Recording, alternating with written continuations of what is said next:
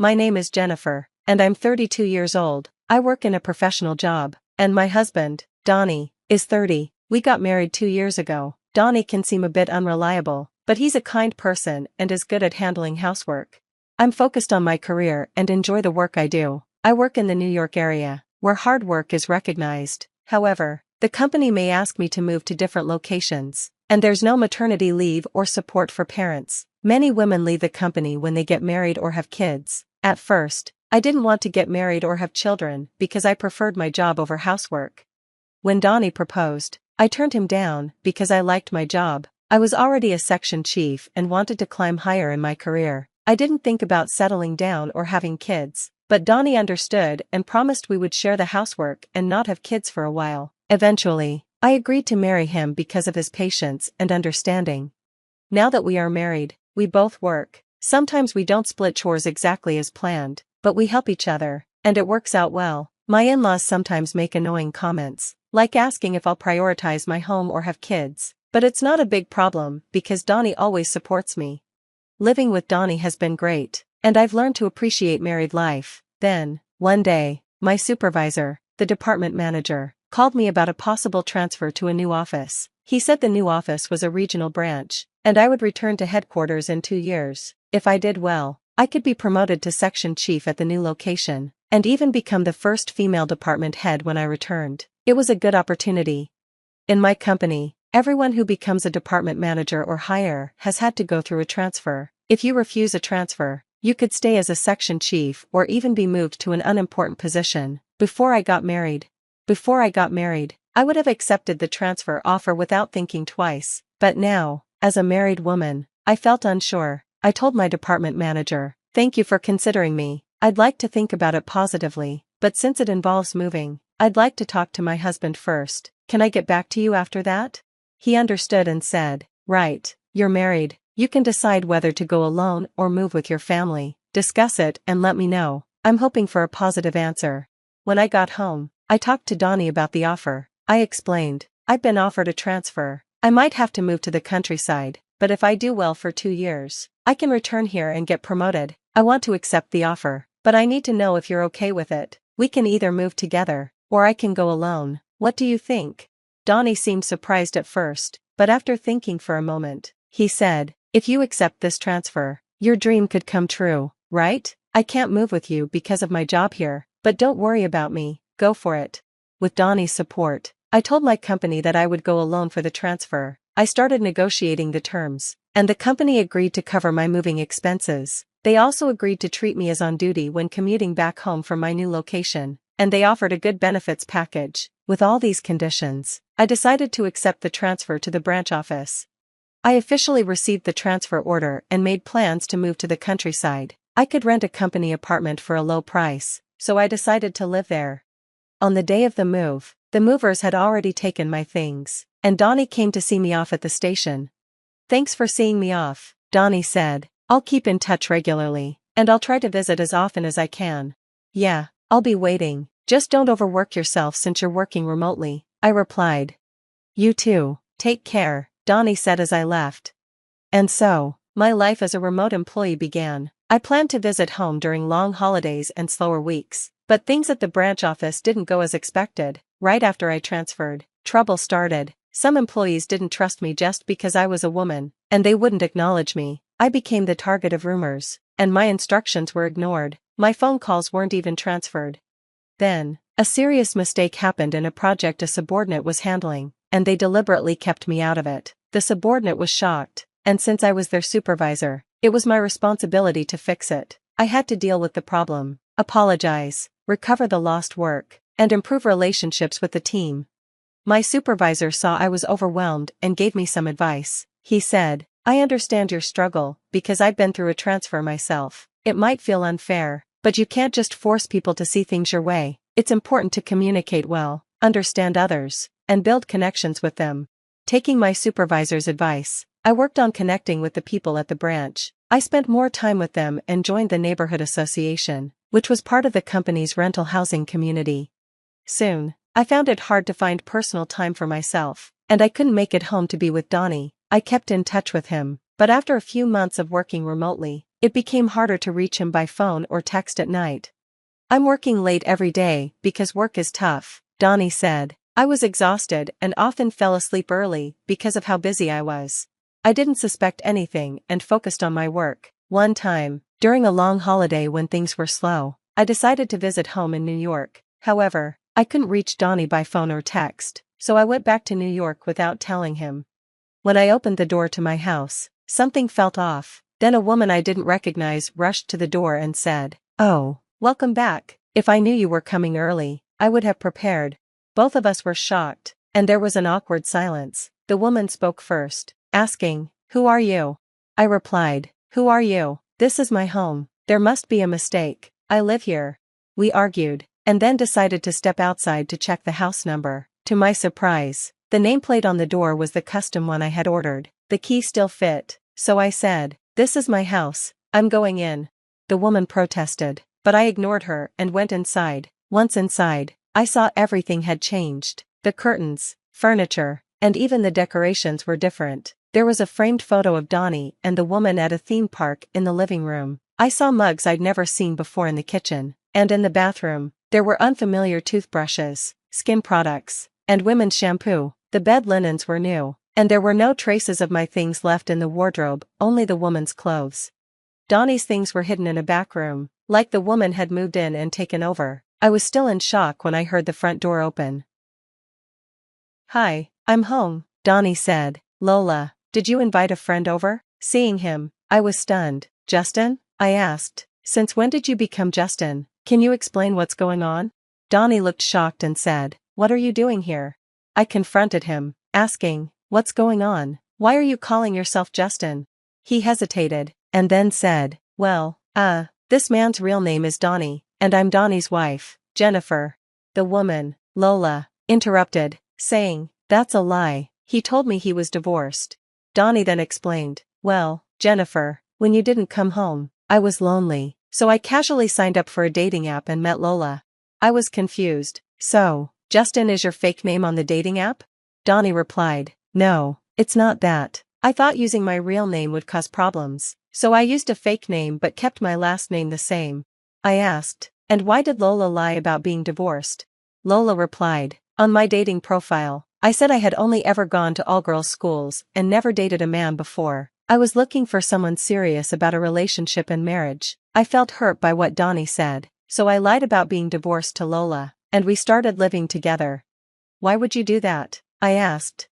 Donnie then tried to justify his actions. "It's your fault for always being away for work. It's natural for a man to want a woman. We've been living separate lives because of your job and all the overtime. I just wanted a warm home, with dinner ready when I came home." I was shocked by his confession. I had always thought he was understanding of my work, but this didn't make his actions right. "That doesn't excuse what you did," I told him. "What you did is horrible. If you wanted to be with someone else, you should have divorced me first. Why didn't you do the right thing?" Donnie replied, "I loved you both. I never planned on leaving either of you." I was furious. "After everything you've done, it's obvious I would find out when I came back. It's unbelievable you thought you could hide this from me." He tried to blame me. "It's your fault for breaking your promise and not coming back. If you just came home, I never would have cheated." Our argument turned into a shouting match, and the woman Donnie had been seeing stood there, pale, realizing she'd been tricked by a married man. The other woman finally realized she had been lied to, and said, "So it was all a lie? You made a fool of me. I'm leaving right now." Lola tried to leave, but Donnie tried to stop her. "Wait, it's not what you think," he said, but she pushed him away, saying, "Don't touch me with your filthy hands. I can't believe a word you say," and left for her parents' house. After everything that happened, I decided to get back at Donnie by gathering as much evidence as I could. Once I returned to my work assignment, I hired a private detective to look into Donnie's mistress. The detective found out that she was the daughter of an executive at one of Donnie's business partners. I had a lawyer send proof of the affair to both Donnie's family and the other woman's parents. When Donnie's family got the documents, he protested, saying he didn't want a divorce. I prepared myself for a long fight, even considering taking the case to court.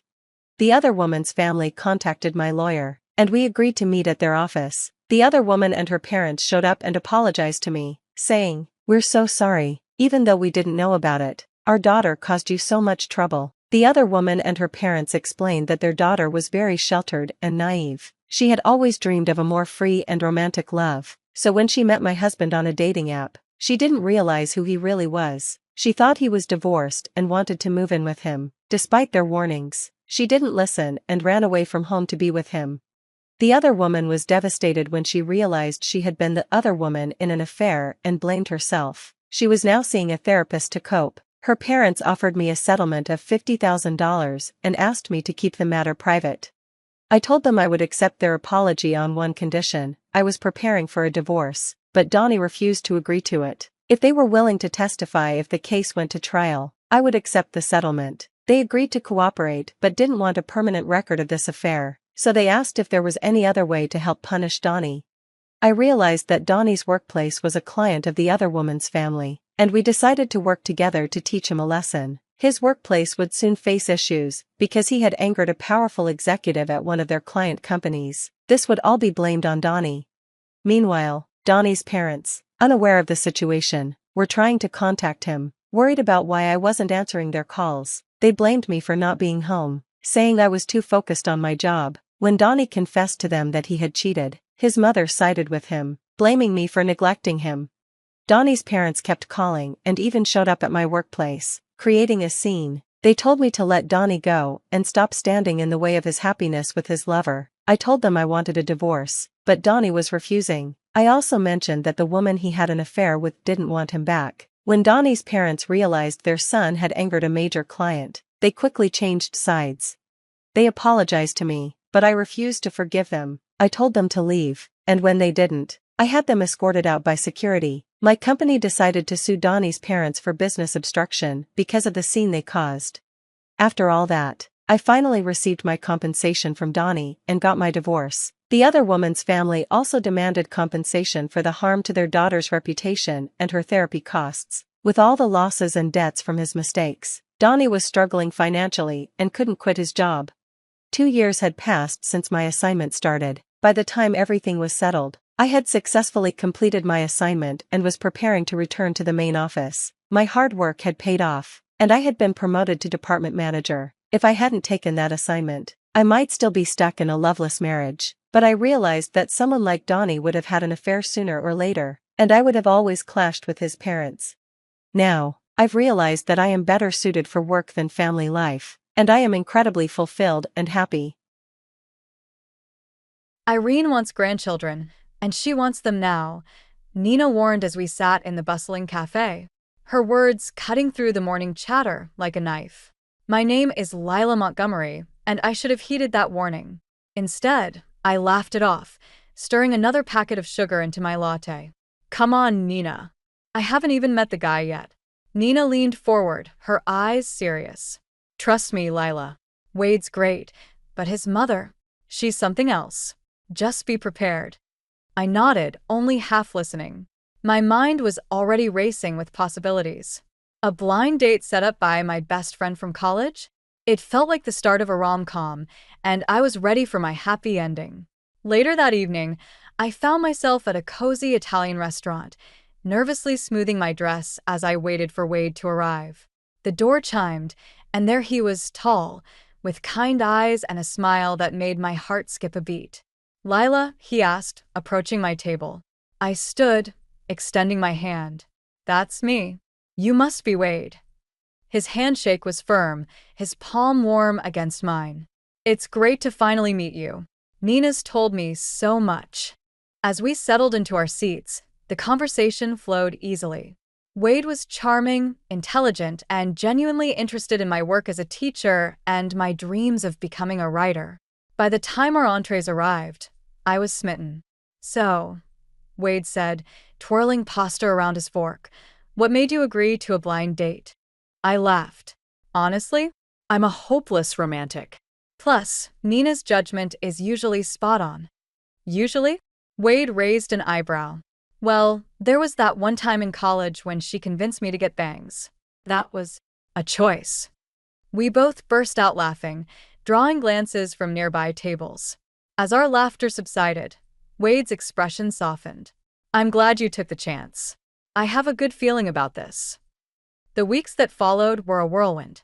Wade and I were inseparable, stealing moments between my classes and his long hours at the finance firm. It felt like we'd known each other for years, not months. 6 months after our first date, Wade proposed. It was simple and perfect, a picnic in the park where we'd shared our first kiss.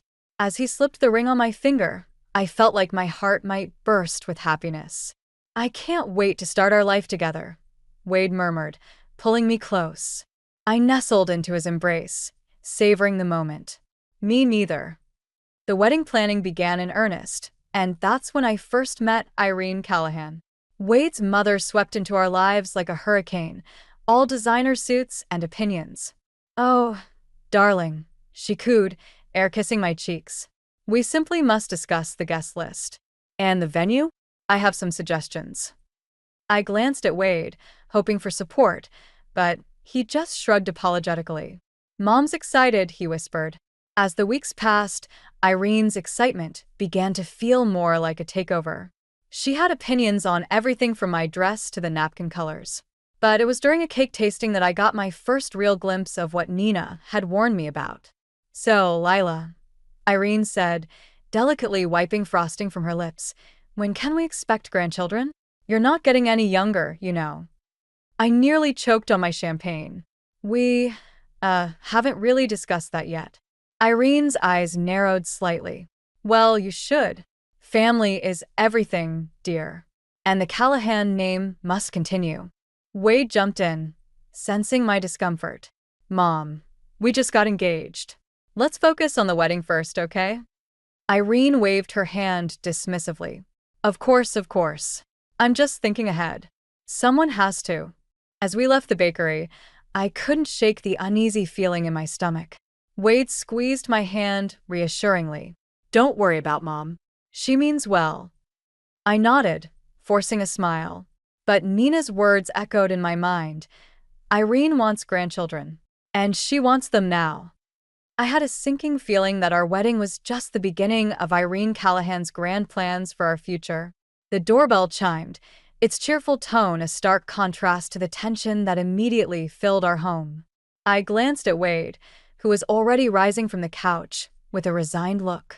"That'll be Mom," he said, heading for the door. I took a deep breath, steeling myself for another evening with Irene Callahan. It had been 6 months since our wedding, and her visits had become increasingly frequent and unbearable. "Darlings," Irene's voice rang out as she swept into our living room, designer handbags swinging from her arm. "I brought a little something for dinner." She thrust a casserole dish into my hands, her eyes critically scanning our home. "Oh, Lila, dear. Still haven't hung those curtains I suggested?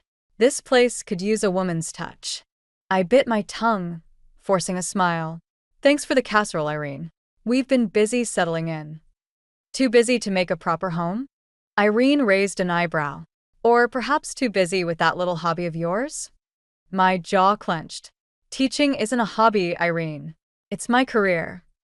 Wade stepped in, his hand on my shoulder. "Mom, we've talked about this. Lila's job is important to her." Irene waved dismissively. Of course. But surely you're thinking about the future? About starting a family?" The words hung in the air, heavy and suffocating. Wade and I exchanged glances, a silent conversation passing between us. "Actually, Mom," Wade began, "we wanted to talk to you about that. Lila and I have decided to wait a bit before having children. We want to focus on our careers and—" "Wait." Irene's voice rose an octave. "But darling, you're not getting any younger. And the Callahan name will still be there when we're ready," I interjected firmly. Irene's eyes narrowed, her gaze shifting between us. "I see. Well, I suppose some people aren't cut out for the sacrifices of motherhood." The barb stung, and I felt Wade tense beside me. But before either of us could respond, Irene was already moving on, chattering about the latest country club gossip. As we sat down to dinner, the tension remained palpable. Irene dominated the conversation, peppering us with questions about our plans and not so subtly hinting at her disappointment. "You know," she said, delicately dabbing her mouth with a napkin. "Caroline, you remember Caroline, don't you?" Wade, She just had the most beautiful baby boy, barely 30 and already embracing motherhood. Wade choked on his wine. Mom, why are you bringing up my ex-girlfriend? Irene shrugged innocently. Oh, I just ran into her the other day. Such a lovely girl. Always knew what she wanted in life. I gripped my fork tightly, knuckles turning white. I know what I want in life too, Irene. A fulfilling career, a happy marriage, and children when we're ready. But dear, Irene leaned forward, her voice sickly sweet. How can you have a happy marriage if you're denying Wade the family he deserves? That's enough. Wade's voice was sharp, surprising us all. Mom, I love you, but you need to stop. Lila and I are happy. Our choices are our own. A tense silence fell over the table. Irene's face flushed, a mix of anger and embarrassment. I see, she said coldly. Well, if that's how you feel, perhaps I should go. As Wade walked his mother to the door, I slumped in my chair, exhausted. When he returned, his face was drawn. I'm so sorry, Lila, he said, pulling me into an embrace. I should have stood up to her sooner. I leaned into him, grateful for his support but worried about the future. It's okay. But Wade, this can't keep happening. Your mother. I know, he sighed. I'll talk to her. Make her understand. As we cleaned up dinner, I couldn't shake the feeling that this was just the beginning. Irene's words echoed in my mind, her disapproval a constant presence. I loved Wade, but I wonder how long we could withstand the pressure cooker of his mother's expectations. Little did I know Irene Callahan was just getting started. The 2 pink lines on the pregnancy test seemed to mock me. I sat on the edge of the bathtub, a mixture of joy and dread swirling in my stomach. We hadn't planned this, but life had other ideas. Wade, I called out, my voice shaky. He appeared in the doorway, concern etched on his face. What's wrong, Lila? Wordlessly, I held up the test. His eyes widened, a slow smile spreading across his face. We're having a baby? I nodded, tears welling up. Wade pulled me into a tight embrace, his excitement palpable. This is amazing, Lila. We're going to be parents. As he held me, I couldn't shake the nagging thought. How would Irene react? We didn't have to wait long to find out. Despite our agreement to keep the news private for a while, Wade couldn't resist sharing it with his mother. The next day, our doorbell rang incessantly. Darlings, Irene burst in, arms laden with shopping bags. I came as soon as I heard the wonderful news. I shot Wade a look, but he just shrugged apologetically. Irene swept past us, depositing her bags on our coffee table. I've brought some essentials, she announced, pulling out tiny onesies and baby books. Oh, and we simply must discuss the nursery. I'm thinking a Callahan family theme. Mom, Wade interjected. It's still early. We haven't even told Lila's family yet. Irene waved dismissively. Nonsense. It's never too early to start planning. Now, Lila dear, you'll need to cut back on work. Stress is terrible for the baby. I bristled. Actually, Irene, I plan to continue teaching. My doctor says it's perfectly safe. Her smile tightened. Well, I'm sure you know best. Though in my day, we prioritized our children over careers. The weeks that followed were a whirlwind of doctor's appointments and unsolicited advice from Irene. She insisted on accompanying us to every checkup, critiquing everything from my diet to my choice of prenatal vitamins. Lila, darling, she said one afternoon, eyeing my outfit, don't you think it's time for some proper maternity clothes?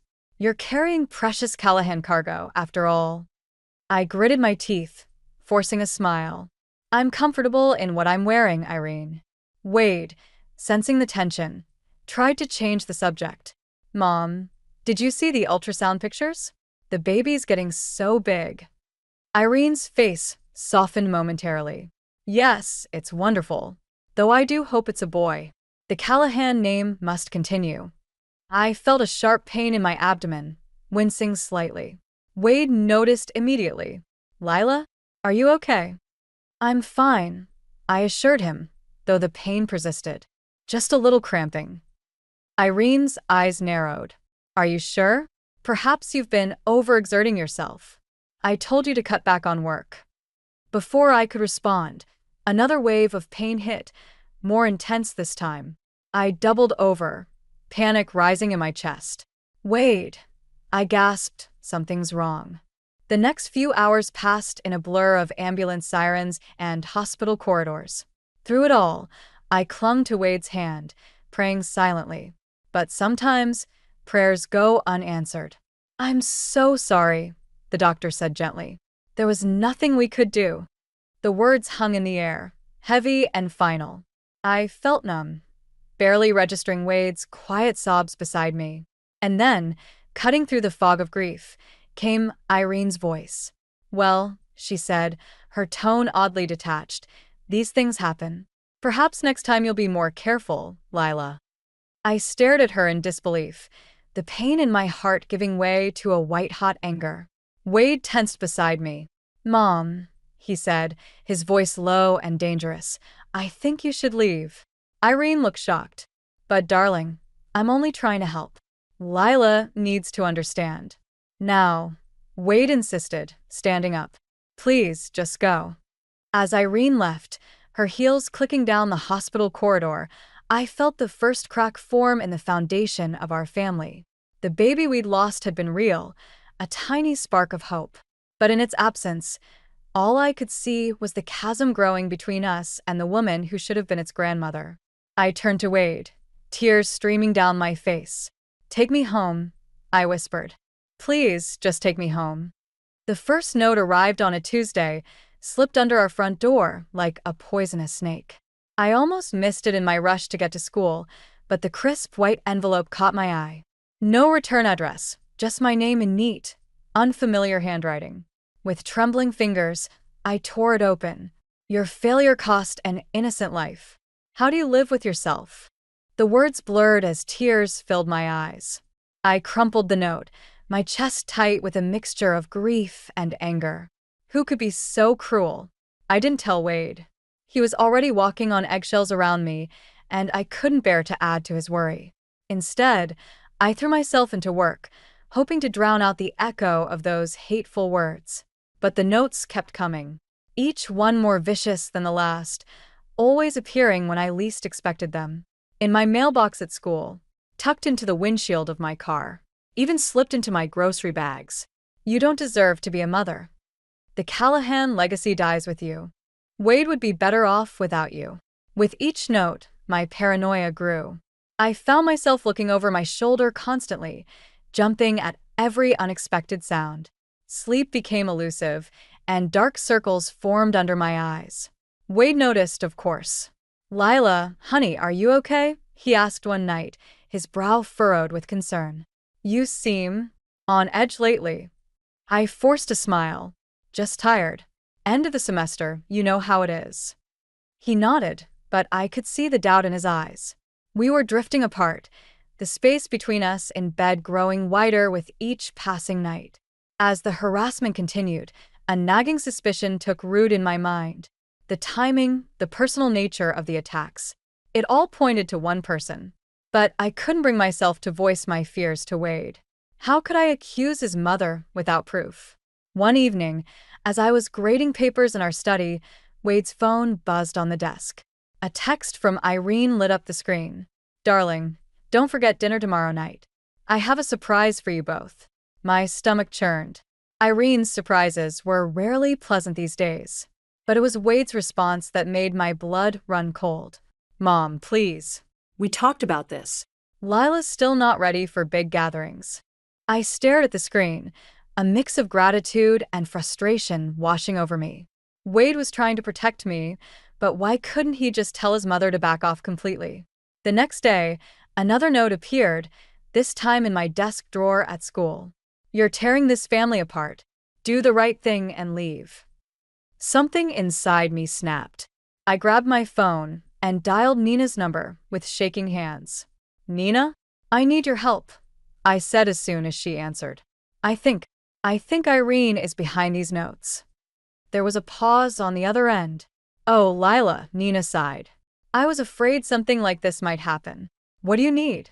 "I need to prove it's her," I said, my voice stronger now. "And I need to make Wade see what she's really like." As Nina and I hatched a plan, I felt a glimmer of hope for the first time in weeks. But that hope was quickly overshadowed by a new fear. What if Wade didn't believe me? What if he chose his mother over me? That night, as Wade and I prepared for bed in silence, the weight of unspoken words hung heavy between us. I watched him, this man I loved, and wondered how much longer we could go on like this. "Wade," I said softly, breaking the silence. "We need to talk about your mother." He tensed, avoiding my gaze. "Lila, please. Not tonight." "Then when?" I pressed, frustration bubbling up. "Because this can't go on. Something has to change." Wade sighed, running a hand through his hair. "I know. I don't know how to fix this." As we lay in bed, backs turned to each other, I made a silent vow. I would uncover the truth, no matter the cost. For my sake, for Wade's, and for the future we dreamed of together. Irene Callahan had no idea what she was up against. The Callahan family barbecue was in full swing when we arrived. The sprawling backyard of Irene and Jasper's estate was dotted with familiar faces, the air filled with laughter and the smell of grilled meat. Wade squeezed my hand reassuringly as we made our way through the crowd. "Darlings." Irene's voice cut through the chatter. She glided towards us, a vision in a floral sundress. "So glad you could make it. Wade, there's someone I'd love for you to catch up with." Before I could process what was happening, Irene had steered Wade away, leaving me alone. I scanned the crowd, feeling increasingly out of place, when a familiar face caught my eye. "Lila." Nina pushed through the throng, relief evident on her face. "Thank God you're here. I was about to text you a warning." "Warning?" I asked, dread pooling in my stomach. "What's going on?" Nina's eyes darted around before she leaned in close. "Caroline's here. Wade's ex." Irene invited her. The world seemed to tilt on its axis. I steadied myself against a nearby table, my mind racing. "Where?" I managed to choke out. Nina nodded towards a group near the pool. There, laughing at something Irene had said, stood a statuesque blonde.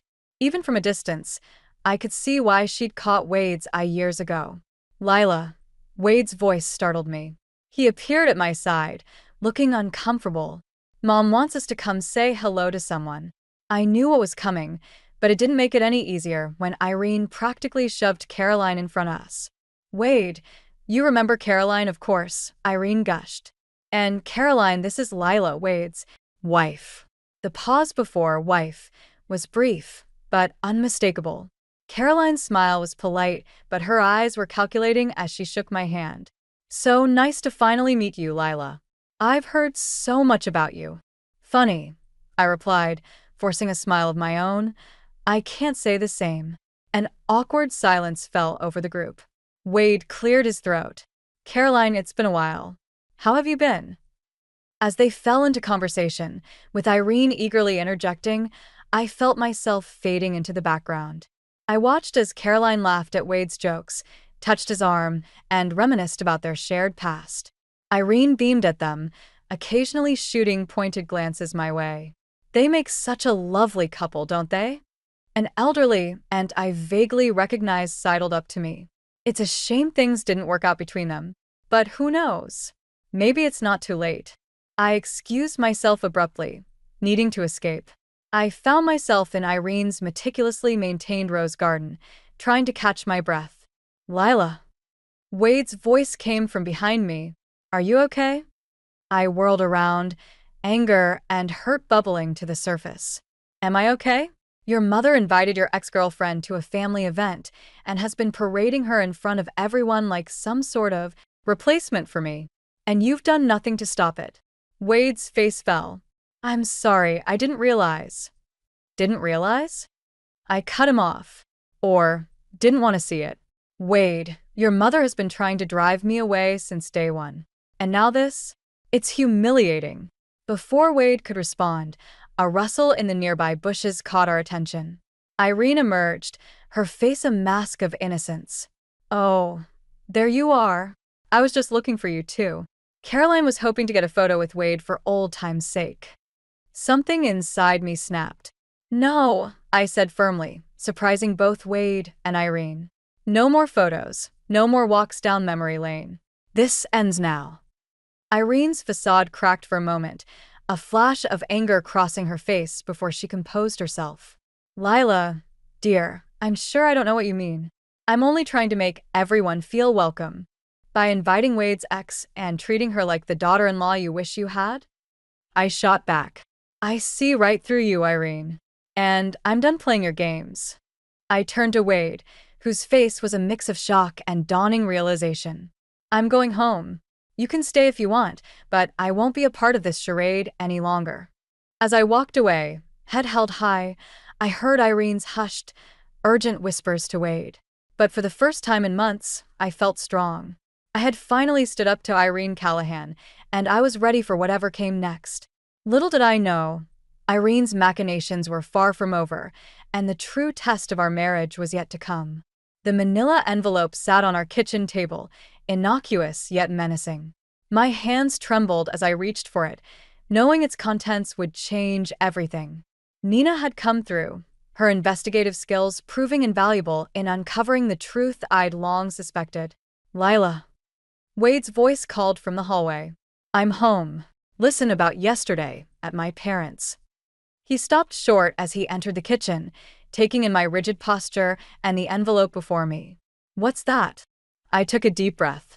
The truth, Wade. About your mother. His brow furrowed. What are you talking about? Wordlessly, I opened the envelope and spread its contents across the table. Surveillance photos, phone records, and most damning of all, drafts of the cruel notes I'd been receiving, all in Irene's handwriting. Wade's face drained of color as he sifted through the evidence. This can't be real, he muttered, shaking his head. My mother wouldn't. She would. I cut in, my voice steady despite the storm of emotions inside me. She has. Wade, your mother has been systematically trying to destroy our marriage since day one. He slumped into a chair, running his hands through his hair. I knew she was overbearing, but this is insane.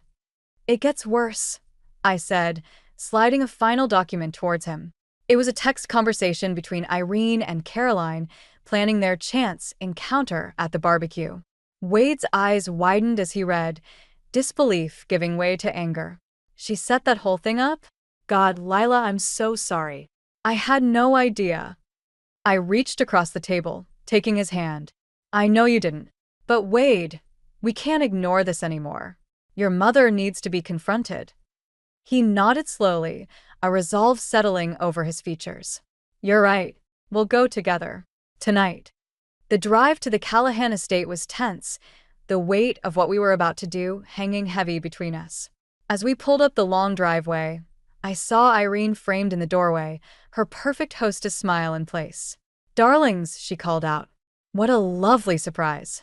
Come in, come in. We followed her into the ornate living room, where Jasper sat reading the newspaper.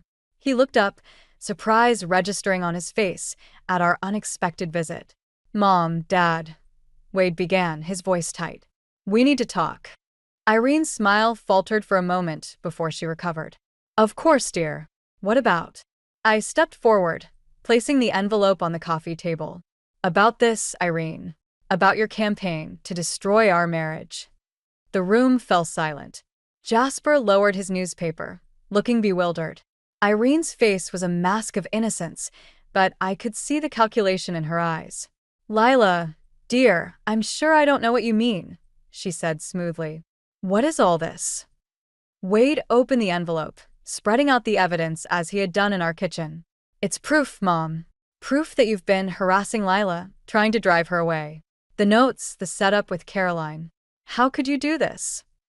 Irene's facade cracked, her lips thinning into a hard line. How could I? How could I not? She's all wrong for you, Wade. She can't give you the family you deserve, the legacy you're meant to have. That's not for you to decide. Wade shouted, his anger finally breaking through. Lila is my wife. I love her. And if you can't accept that then what? Irene sneered, her true colors finally showing. You'll choose her over your own family? Over the mother who gave you everything? The The room fell silent, all eyes on Wade. I held my breath, my heart pounding. This was the moment of truth, the culmination of months of pain and doubt. Wade looked at me, then back at his mother. His voice was low but firm when he spoke. Yes. If that's what it takes, then yes. I choose Lila. Irene recoiled as if she'd been slapped. Jasper stood, finally finding his voice. Irene, what have you done? But Irene wasn't listening. Her eyes were locked on Wade, disbelief and fury warring on her face. You ungrateful. That's enough, I interrupted, my voice stronger than I felt. We're done here, Irene. Stay away from us. Both of us. As we turned to leave, I caught a glimpse of Irene's face. The mask had fallen completely, revealing the desperation and anger beneath. I knew this wasn't over, not by a long shot. But for now, we had won. Wade had chosen me, and together, we would face whatever came next. The days following our confrontation with Irene were a whirlwind of emotions. Wade oscillated between anger at his mother's betrayal and guilt over not believing me sooner. I found myself walking on eggshells, unsure of how to navigate this new reality. One evening, as we sat in tense silence over dinner, Wade's phone buzzed incessantly. He ignored it at first, but the persistent vibrations eventually wore him down. It's Mom, he said, his voice tight. She's been calling nonstop. I set down my fork, studying his face. Are you going to answer? Wade sighed, running a hand through his hair. I don't know, Lila. She's still my mother. The words hung in the air between us, heavy with implication. I swallowed hard, pushing down the fear that threatened to overwhelm me. Do what you need to do, Wade. He nodded, standing up and walking to the living room for privacy. I remained at the table, straining to hear snippets of the conversation. Mom, I can't just... Wade's voice was low, but I could hear the frustration. No, you don't understand. What you did was unforgivable. There was a long pause, and then Wade's tone changed, softening slightly. I know you think you were doing what's best, but... My heart raced. Was he wavering? After everything we'd been through, could Irene still manipulate him? I couldn't bear to listen anymore. I retreated to our bedroom, my mind a chaotic swirl of thoughts. What if Wade chose his mother after all? What would become of us? Hours passed, and still Wade didn't come upstairs. I tossed and turned, sleep eluding me. Finally, as the first light of dawn crept through the curtains, I heard his footsteps on the stairs. Wade entered the room, looking exhausted. He sat on the edge of the bed, his shoulders slumped. Lila, he began, his voice hoarse. We need to talk. I sat up, bracing myself for the worst. Okay. My mother, she wants to make amends. She's asked us to come to dinner tonight. Says she has something important to tell us. I felt the blood drain from my face. Wade, you can't be serious. After everything she's done. I know, he interrupted, holding up a hand. I know it sounds crazy, but Dad called too. He says Mom's been a mess since we left. That she's realized the gravity of what she's done. I shook my head in disbelief. And you believe them? Wade met my eyes, his gaze steady. I believe we owe it to ourselves to hear them out. If there's any chance of healing this rift, don't we have to try? Part of me wanted to scream, to remind him of every cruel note, every manipulative action. But the larger part, the part that loved Wade and wanted our marriage to work, knew we had to face this head-on. Okay, I said finally. We'll go. But Wade, this is it. If she can't accept us, accept me, then we're done. For good. He nodded solemnly. I understand. And Lila? I'm with you. No matter what. That evening, we found ourselves once again on the doorstep of the Callahan estate. Jasper answered the door, his face a mix of relief and apprehension. Thank you for coming, he said, ushering us inside. Irene's in the dining room. As we entered, I saw Irene sitting at the head of the table. She looked smaller somehow, her usual impeccable appearance slightly disheveled. When she saw us, she stood abruptly. Wade, Lila, she said, her voice trembling slightly. Thank you for coming. Please sit down. We took our seats, the tension in the room palpable. Irene cleared her throat, her hands fidgeting with a tablecloth. I owe you both an apology, she began. What I did was inexcusable. I was so focused on what I thought was best for Wade, for our family, that I lost sight of what truly matters. I felt Wade stiffen beside me, his hand finding mine under the table. Irene continued, her eyes glistening with unshed tears. Lila, I treated you abominably. I was threatened by your strength, your independence. I see now that those are the very qualities that make you perfect for my son. She turned to Wade. And you, my darling boy. I nearly destroyed your happiness with my meddling. Can you ever forgive me? The room fell silent, all eyes on Wade. I held my breath, knowing that his next words would determine the course of our future. Wade squeezed my hand, then looked directly at his mother. Mom, he began, his voice steady. What you did was more than just meddling. You tried to tear apart my marriage, the life I've chosen. I love you, but I love Lila too. And if you can't accept that, accept us, then I'm afraid. Irene's sob cut him off. Please, she whispered. I'll do anything. I can't lose you, Wade. Either of you. As Wade opened his mouth to respond, I realized we were standing on the precipice of a monumental decision. Whatever came next would change our lives forever. The autumn breeze rustled through the leaves as Wade and I stood hand in hand outside the adoption agency. 6 months had passed since that fateful dinner with Irene, and our lives had transformed in ways we never imagined. Ready? Wade asked, giving my hand a gentle squeeze. I nodded, taking a deep breath. As I'll ever be. Inside, we were greeted by Ms. Patel, our caseworker. Her warm smile put me at ease as we settled into her office. I have wonderful news, she began, her eyes twinkling. We've found a match for you. A baby girl, due in 2 months. My heart soared as Wade wrapped an arm around me, his own eyes glistening with tears of joy. As Ms. Patel shared the details, my mind wandered to the journey that had brought us here. The pain, the struggles, the near dissolution of our marriage, it all seemed like a distant nightmare now. After that dinner, Irene had kept her word. She'd sought therapy, working to understand and overcome her controlling behavior. It wasn't an easy road, filled with setbacks and moments of doubt, but slowly, we'd begun to rebuild trust.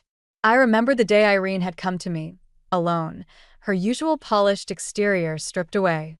Lila, she'd said, her voice trembling. I know I can never fully make amends for what I've done, but I want you to know that I see you now. I see the strength and love you bring to Wade's life, to our family, and I'm truly sorry for ever trying to come between you. It had taken time, but those words had marked the beginning of a new chapter for all of us. Ms. Patel's voice brought me back to the present. Now, there's just one more thing, she said, sliding a folder across her desk. The birth mother has a request. Wade and I exchanged glances, anxiety creeping in. She'd like to meet you both before making her final decision. Relief washed over me. Of course, I said. We'd be honored. As we left the agency, plans in place for the meeting, I felt a surge of excitement and nervousness. What if she doesn't like us? I voiced my fear as we walked to the car. Wade stopped, turning to face me. Lila, she'll love you. How could she not? You're going to be an amazing mother. His words warmed me, chasing away the doubt. We're going to be amazing parents, I corrected him, smiling. That evening, as we shared the news with our families over dinner, a tradition we'd started to bring everyone together, I looked around the table in wonder. Nina, my steadfast friend, raised her glass in a toast. To new beginnings and the family we choose. Jasper, who had found his voice and become a strong ally, nodded in agreement. And to the love that brought us all together. And then there was Irene. She'd been quiet throughout the meal, but now she stood, her eyes meeting mine. Lila, Wade, she began, her voice thick with emotion. I know I have no right to ask this, but I hope that one day, this child will know me as her grandmother. That I'll have the chance to love her and support her, The way I should have done for you both from the beginning. The room fell silent. All eyes on me. I felt Wade tense beside me, ready to intervene if needed. But as I looked at Irene, I saw not the manipulative woman who had nearly destroyed us, but a person who had faced her demons and fought to change. I stood, crossing the room to stand before her. "Irene," I said softly, taking her hands in mine, "this child will need all the love she can get. And I think having a grandmother who understands the value of family, of second chances, that's a precious gift." Tears spilled down Irene's cheeks as she pulled me into a tight embrace. Over her shoulder, I saw Wade watching us, his face a mixture of love and gratitude. As we all sat back down, the conversation flowing freely now, I felt a sense of peace settle over me. The road ahead would not be easy.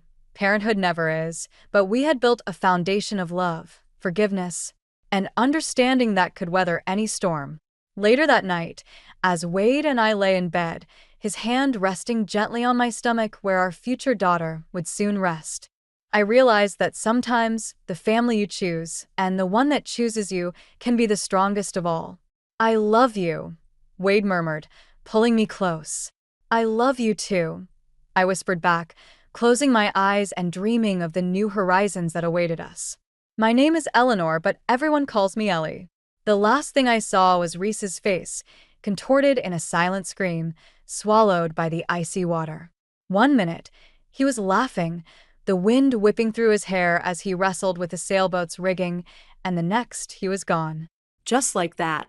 The churning propeller, a hungry metal maw, had claimed him. Or so they said. "Ellie, darling, you must be strong." Vivian's voice, laced with what I now recognize as faux concern, grated on my ears. Her hand, cold and clammy, rested on my arm, a physical manifestation of her suffocating presence in my life. Such a tragedy. Poor, impulsive Reese. I stared at the placid lake, the surface now undisturbed, betraying no hint of the violence it had so recently inflicted. He wasn't impulsive. I choked out, my voice raw. He knew what he was doing. Vivian's lips thinned. "Nonsense, dear. Reese was always prone to flights of fancy. It's in their blood, you know."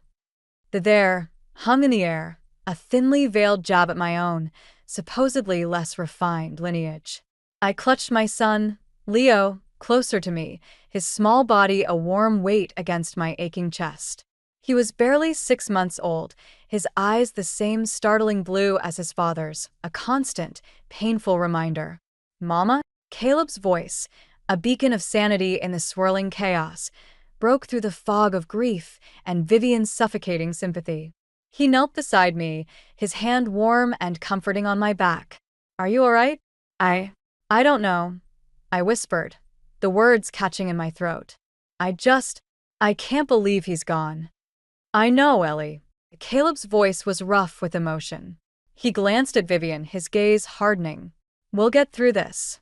Vivian cleared her throat, the sound sharp and intrusive. "Caleb, dear, perhaps you could take Leo inside? Ellie needs some air, and I need to discuss some arrangements with her." Caleb hesitated, his eyes questioning. "I can stay, Vivian. Ellie shouldn't be alone." "I assure you, I'm perfectly capable of comforting my own daughter-in-law," Vivian said, her voice tight. "Now, if you'll excuse us." Caleb's jaw clenched, but he relented, carefully lifting Leo from my arms. As he turned to leave, he gave me a look, a silent promise of support that bolstered my crumbling resolve. Vivian waited until Caleb was out of earshot before speaking. "Ellie, dear, this is difficult, I know. But we must be practical. Reese's affairs, you know. A mess, I'm afraid. He always was rather careless with money." "What affairs?" I asked, my mind still reeling from the shock of Reese's death. "Well, the insurance for one," Vivian said, waving a dismissive hand. "And the investments." Such a pity. He hadn't updated his beneficiary information after Leo was born. My blood ran cold. "What are you saying?" "Simply that, well, as things stand, I'm afraid the bulk of his estate reverts to me. A mere formality, of course. I'll ensure Leo is taken care of." Her smile didn't reach her eyes. Taken care of? I repeated, my voice rising. He was your son, Vivian. And Leo is your grandson. Now, Ellie, don't be dramatic, Vivian said, her voice hardening. I'll ensure you and Leo have its comfortable allowance.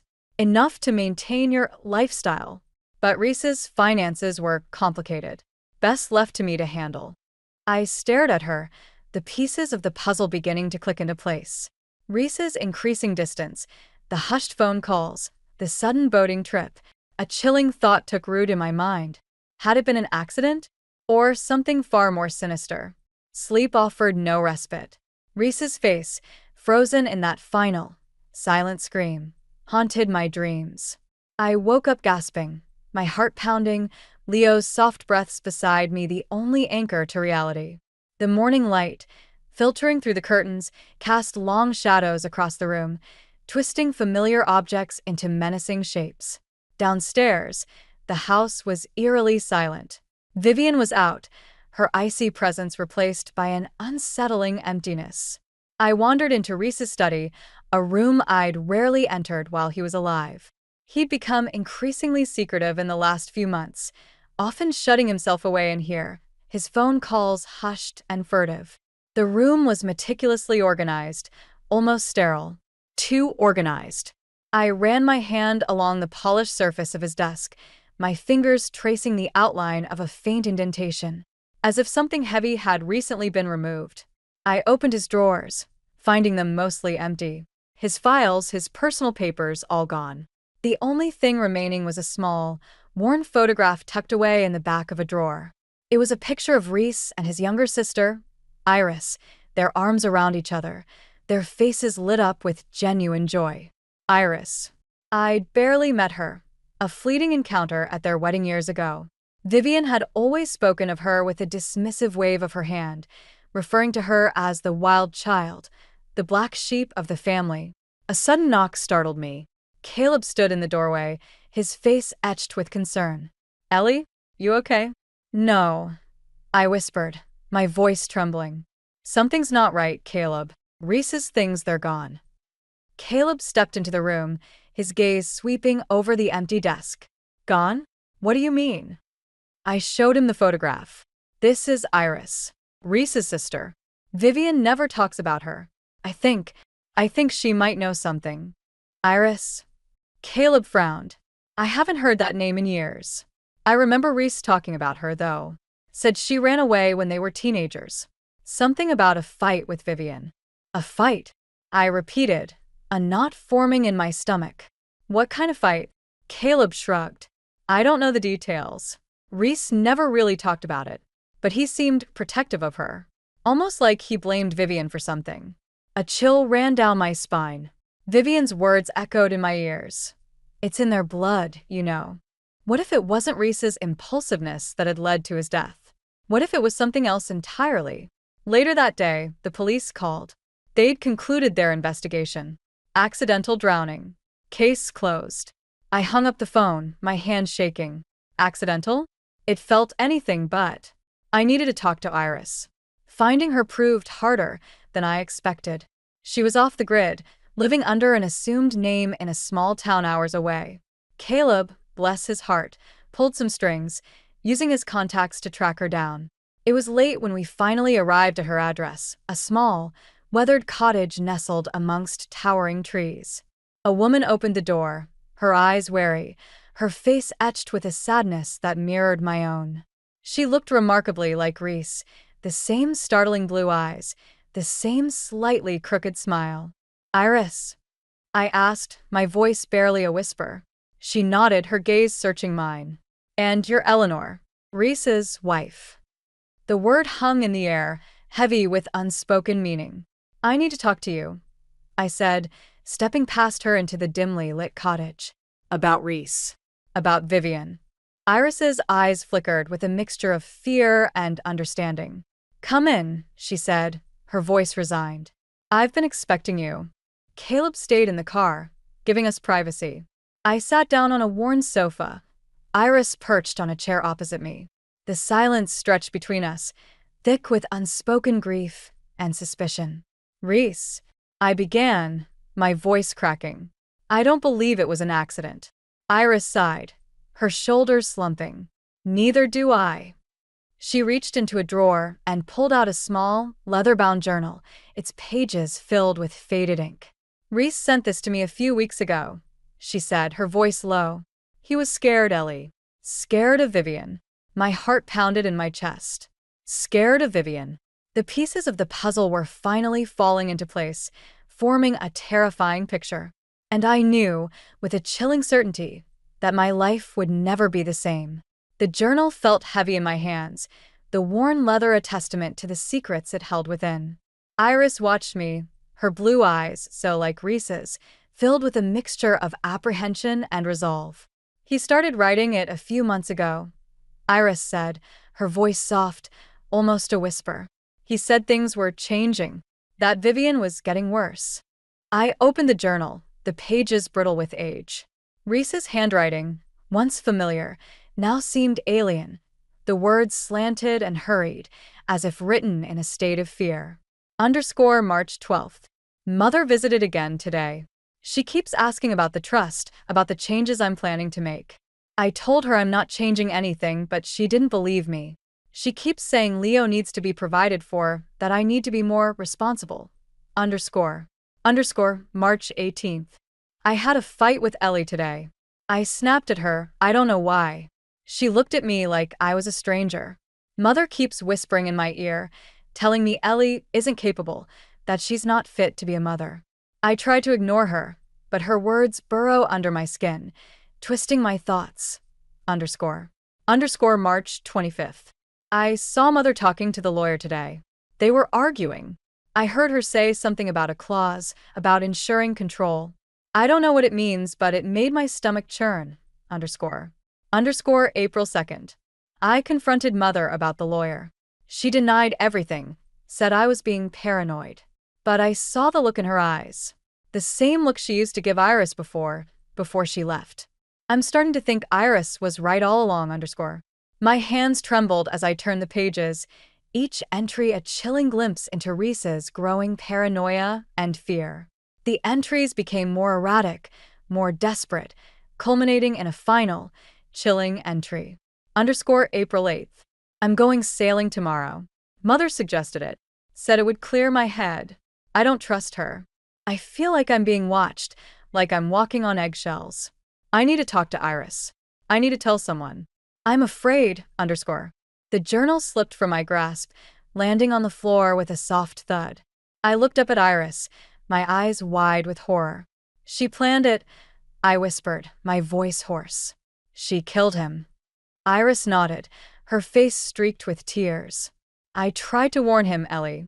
I tried to tell him to get away from her, but he wouldn't listen. He thought he could protect you, protect Leo.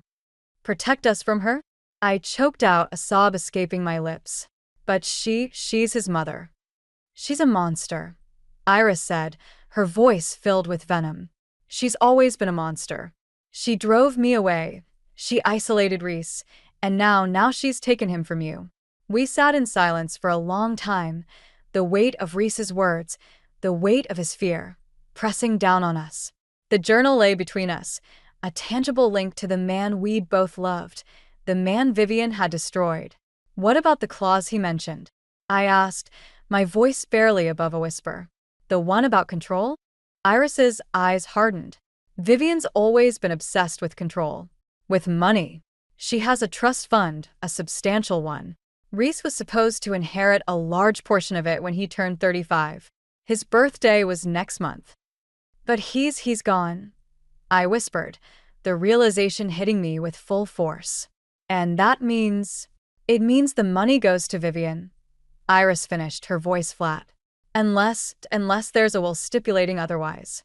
A sudden thought struck me. Reese was changing his will. He mentioned it in the journal. He wanted to make sure Leo was taken care of. Then we need to find it, Iris said, her eyes gleaming with a newfound determination. If we can find the will, we can prove Vivian's motive. We can expose her for what she is. A spark of hope ignited within me, a flicker of defiance in the face of overwhelming grief and despair. We had to fight. For Reese. For Leo. For ourselves. We had to bring Vivian down. I looked at Iris, her face mirroring my own resolve. "We'll find it," I said, my voice firm. "We'll find the will, and we'll expose her. I promise you, Reese will not die in vain." The search for Reese's will consumed us. We spent hours combing through his study, turning over every book, every paper, every photograph, desperate for a clue. The house felt suffocating, Vivian's unseen presence a constant, oppressive weight. We spoke in hushed whispers, our movements furtive, like conspirators in our own home. "He mentioned a safety deposit box," Iris said, her brow furrowed in concentration. "He wrote about it in the journal. Said he'd kept a copy of the will there." We found the key tucked away in a hidden compartment in his desk, a small, unassuming key that held the potential to unlock the truth. The next morning, while Vivian was attending a charity luncheon, a thinly veiled attempt to maintain her public image in the wake of Reese's death, we slipped out of the house and drove to the bank. My hands trembled as I inserted the key into the lock, the metal cold against my skin. Inside the box, we found a copy of Reese's will, dated just a few weeks before his death. As Iris suspected, he'd changed the beneficiary, leaving the bulk of his inheritance to Leo, with a smaller provision for me. Vivian was mentioned only in passing, a paltry sum left as a final, bitter gesture. "She knew," I said, my voice shaking with anger. "She knew he was changing the will. That's why she—" I couldn't finish the sentence. The weight of Vivian's betrayal, the sheer calculated cruelty of her actions, threatened to suffocate me. "We have to go to the police," I said, clutching the will to my chest. "We have proof now. They'll have to believe us." Iris hesitated, her expression troubled. "It's not that simple, Ellie. We have the will, yes, but it's circumstantial. Vivian's powerful, influential. She'll find a way to discredit us. She'll twist the narrative, paint us as the greedy ones, desperate for Reese's money." I knew she was right. Vivian had spent years cultivating her image, building a network of influence and power. Going up against her directly would be like walking into a lion's den. We returned to the house, our sense of triumph tempered by a growing unease. We needed a plan, a way to expose Vivian without becoming entangled in her web of lies. That evening, as we sat huddled in Reese's study, poring over the journal and the will, a name jumped out at me. Anthony Blackwood, Reese's lawyer. He was mentioned several times in the journal, always in connection with Vivian. "Blackwood," I said, pointing to the name. "He's the one who drew up the original will, the one that benefited Vivian. He must know something." Iris's eyes widened. "You're right. He might be our key to exposing her." Reaching out to Blackwood was a risk. He was Vivian's lawyer, bound by confidentiality. But he was also a man of integrity, a reputation Reese had often spoken of. I drafted a carefully worded email, outlining my suspicions without revealing the full extent of our knowledge.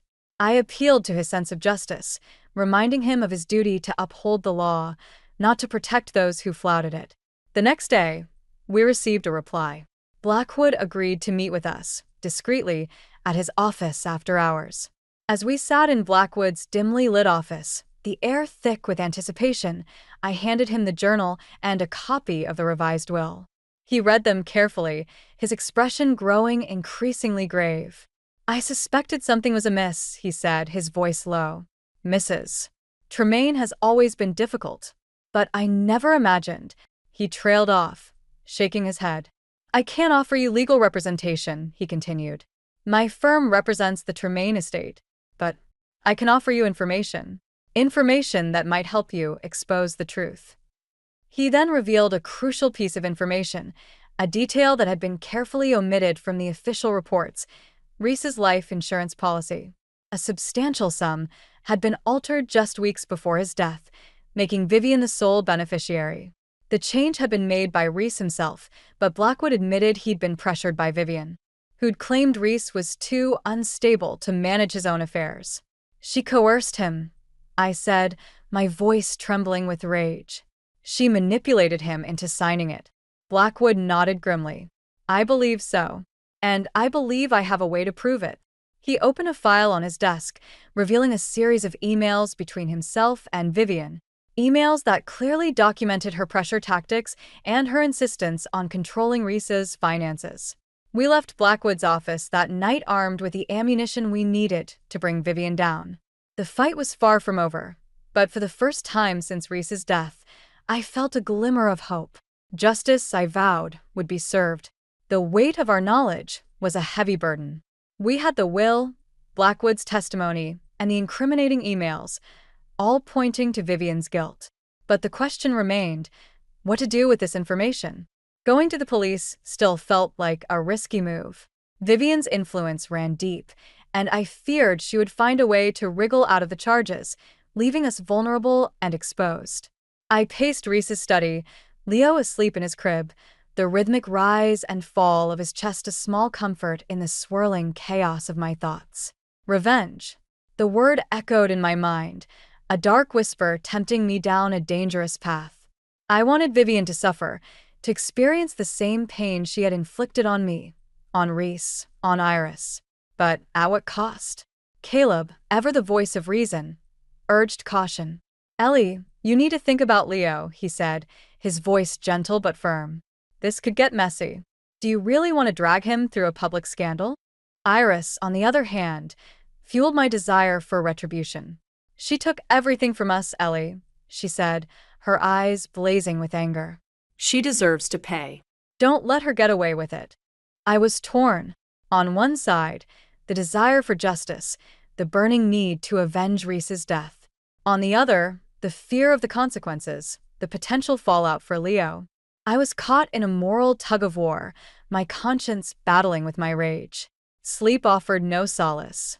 My dreams were filled with images of Reese, his face contorted in that final, silent scream, his hand reaching out to me, then disappearing beneath the waves. I woke up each morning with a renewed sense of purpose, a fierce determination to make Vivian pay, but also with a gnawing fear of the unknown. One night, as I sat rocking Leo to sleep, a thought struck me. Vivian's greatest asset wasn't her wealth or her influence. It was her reputation. Her carefully crafted image of a grieving mother, a pillar of the community, a philanthropist. That's what we needed to target. I share my idea with Iris and Caleb. I proposed a calculated campaign of exposure, a slow drip of information leaked to strategic individuals, key members of Vivian's social circle, influential journalists, and the local gossip columns. We wouldn't accuse her directly, not yet. We'd let the whispers spread, the doubts fester, the rumors grow until her carefully constructed facade crumbled under the weight of suspicion. Caleb expressed reservations, concerned about the potential legal ramifications.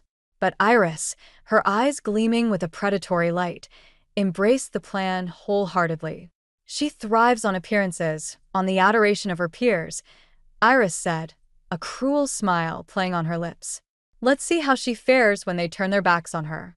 Let's strip her bare and expose her for the monster she truly is. We began subtly, planting seeds of doubt. Anonymous tips to the local newspaper about inconsistencies in Reese's death veiled allusions to Vivian's controlling nature. Whispers of financial impropriety. We used burner phones and encrypted emails, careful to leave no trace. Then we escalated. We leaked excerpts from Reese's journal, carefully chosen passages that hinted at his growing fear and paranoia. We released copies of the incriminating emails between Vivian and Blackwood, redacting any identifying information that could lead back to us. The effect was immediate and devastating. Whispers turned to murmurs, murmurs to accusations. Vivian's social circle, once eager to offer condolences and support, began to distance themselves, their smiles strained, their conversations hushed. The local press, initially sympathetic, now started to question the circumstances surrounding Reese's death. Their articles laced with suspicion and innuendo. Vivian, oblivious to the source of the leaks, became increasingly frantic, her public appearances strained, her denials less convincing. She lashed out at the media, accusing them of sensationalism, of exploiting a family tragedy. But the damage was done. The seeds of doubt had taken root, and they were growing rapidly, threatening to choke the life out of her carefully cultivated image. I watched from the sidelines, a silent observer of Vivian's slow descent into ruin, a strange mix of satisfaction and unease churning within me. This was what I wanted, wasn't it? Revenge. But the taste was bitter, the victory tainted by the knowledge that, even in her downfall, Vivian had managed to inflict one final, devastating blow. She had forced me to confront the darkness within myself, the capacity for cruelty that I never knew I possessed. And that, I realized, was a burden I would carry with me long after Vivian was gone. The campaign against Vivian gained momentum, fueled by a voracious public appetite for scandal and intrigue. The local newspapers, sensing a shift in public opinion, escalated their coverage, publishing increasingly critical articles questioning the official narrative of Reese's death. The whispers and rumors, once confined to hushed conversations in private clubs and drawing rooms, spilled out into the open, amplified by social media and online forums. Vivian, once the darling of the local society, became a pariah, shunned by her former friends and allies. Her charity galas were sparsely attended, her fundraising efforts met with indifference. Her carefully constructed world, built on a foundation of image and influence, began to crumble around her.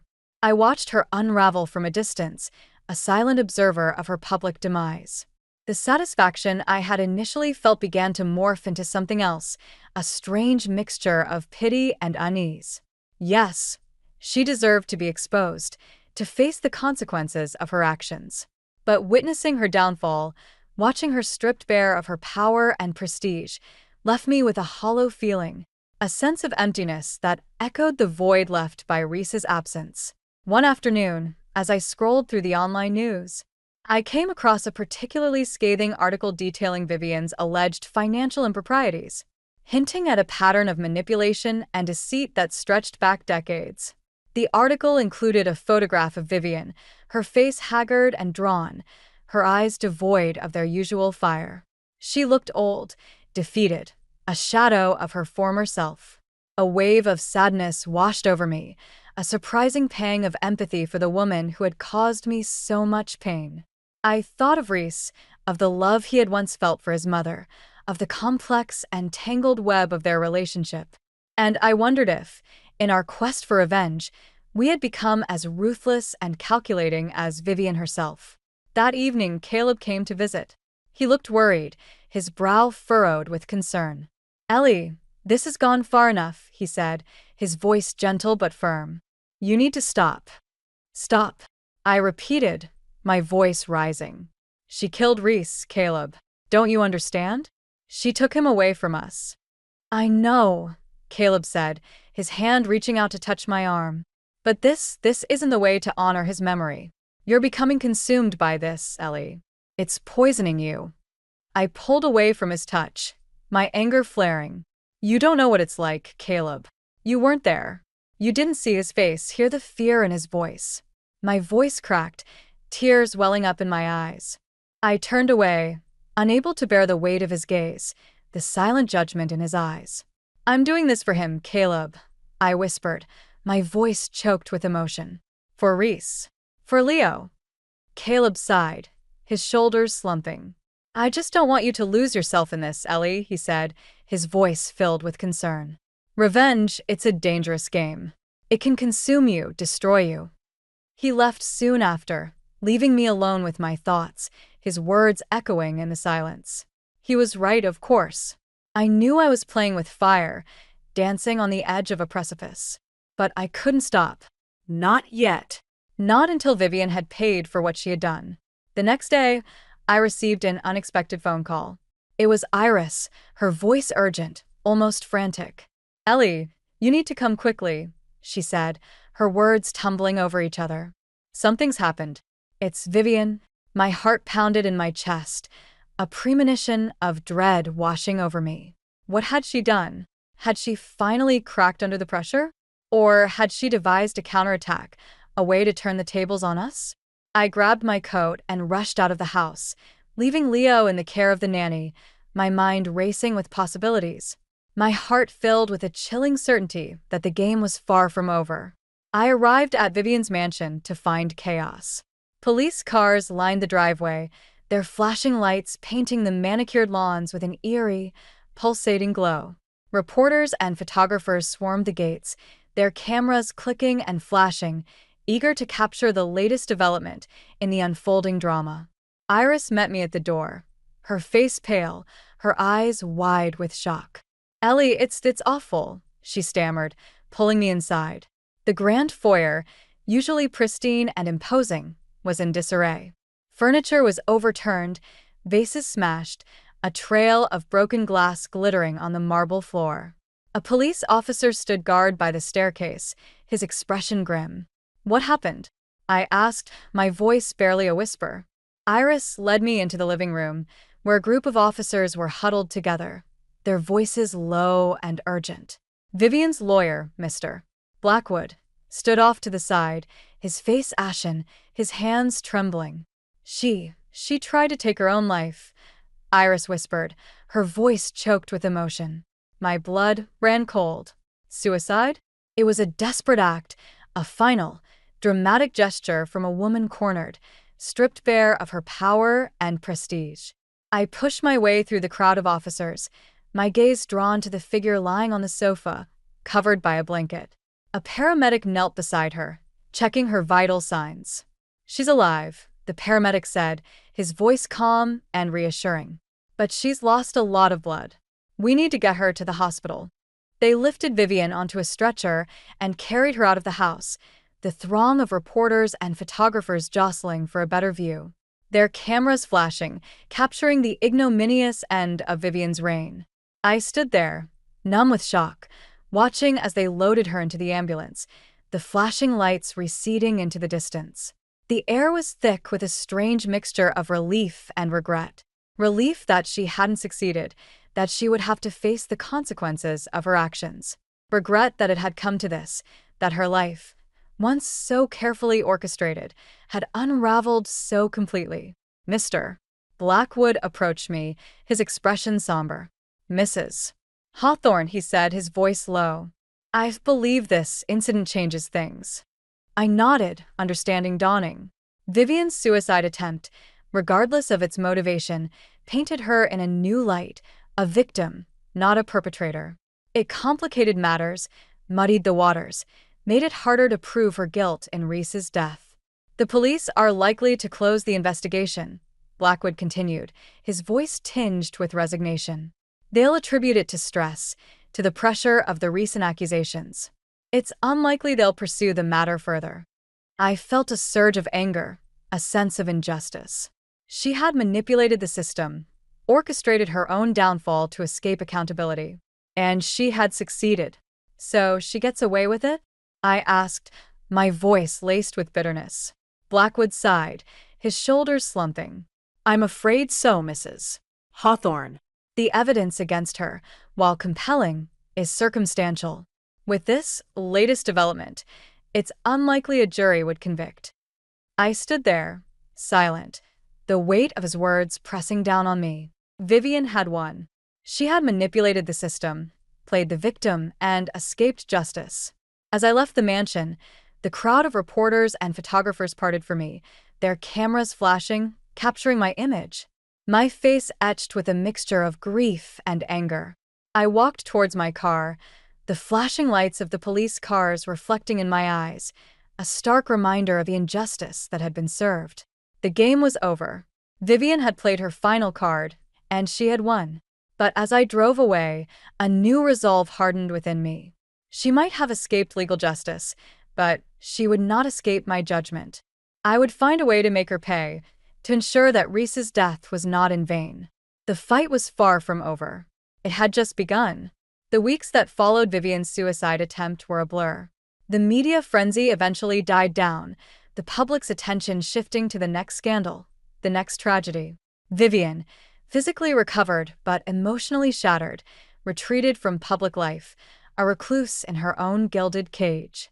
I focused on Leo, pouring all my energy into caring for him, his presence a constant reminder of the future I had almost lost.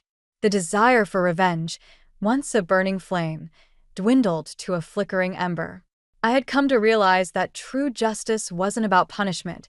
It was about healing, about rebuilding a life shattered by loss and deceit. One crisp autumn afternoon, I received an unexpected visitor.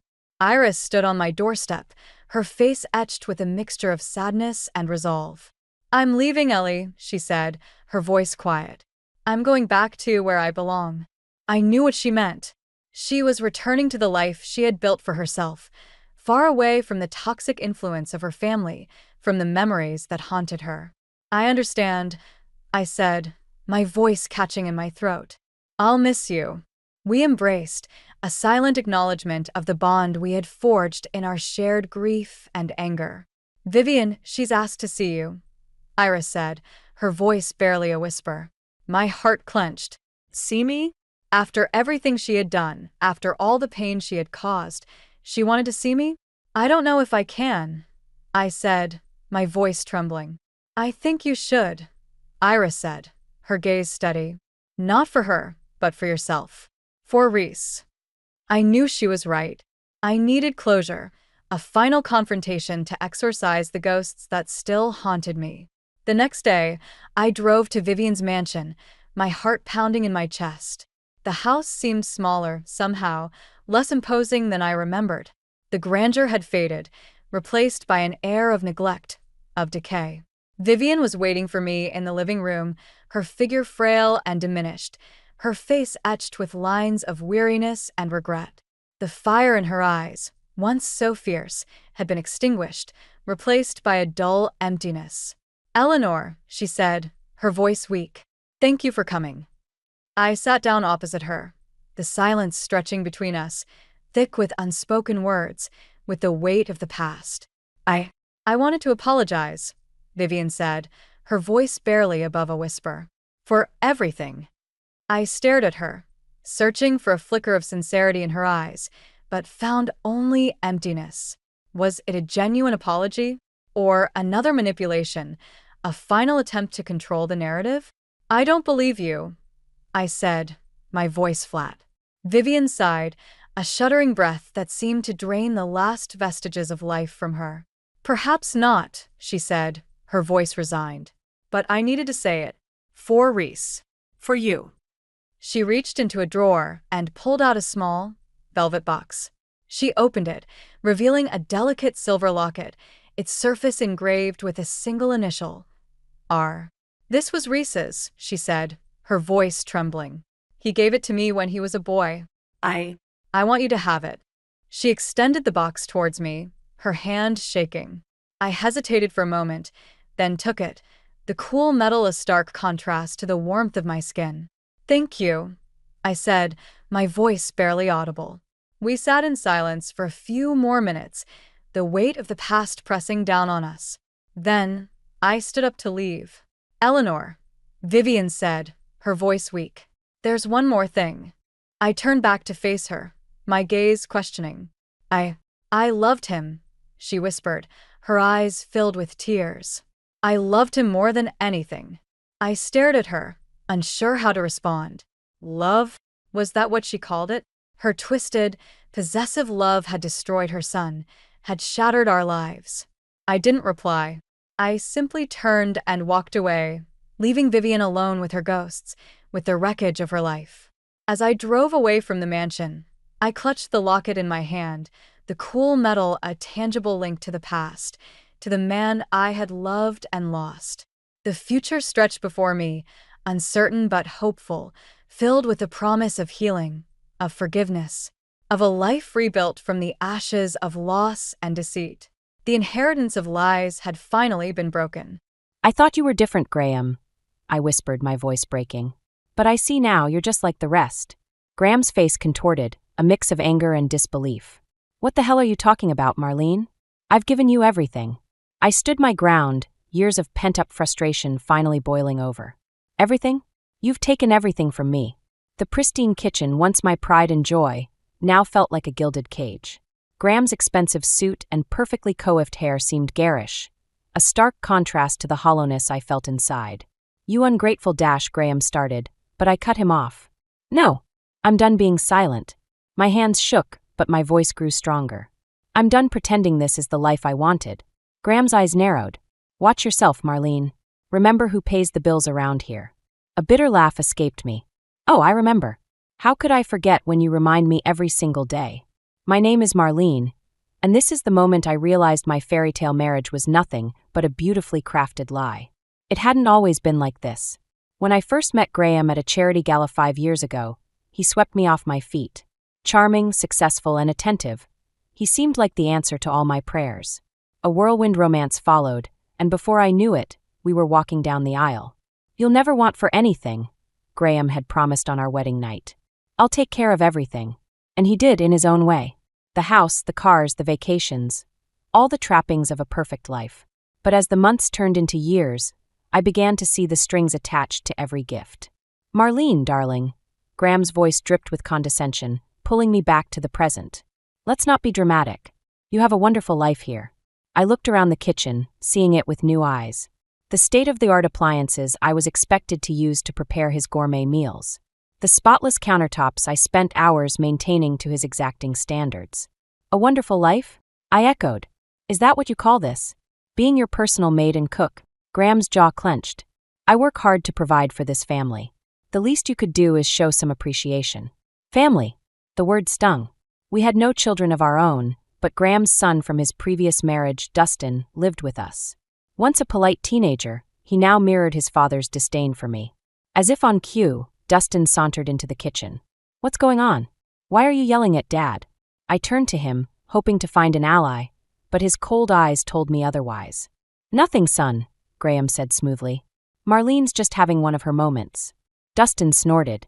Again, maybe if she actually did something with her life instead of spending your money, she wouldn't be so miserable.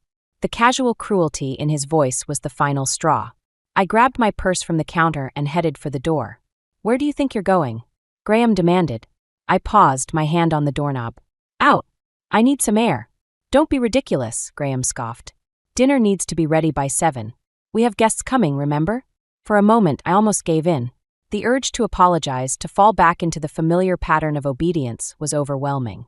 But something inside me had shifted, a spark of defiance I thought long extinguished. Make your own damn dinner, I said and walked out the door. I stared at the ATM screen in disbelief. Insufficient funds. How is that possible? I'd just deposited my birthday check from Mom last week. Is there a problem, ma'am? The bank teller's voice startled me. I forced a smile. No, just checking my balance. Thank you. As I walked out of the bank, my mind raced. Graham must have transferred the money without telling me.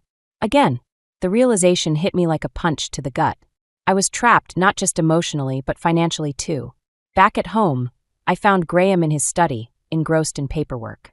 Graham, did you move money from our joint account? I tried to keep my voice steady. He barely looked up. I had some business expenses. Why? I couldn't withdraw any cash today. I thought we agreed dash. Graham cut me off. Marlene, you know I handle the finances. You don't need to worry about it. But it's our money, I protested. I should at least know dash. Our money. Graham's laugh was cold. I earn it, Marlene. You spend it. Let's not pretend otherwise. The casual cruelty of his words left me speechless.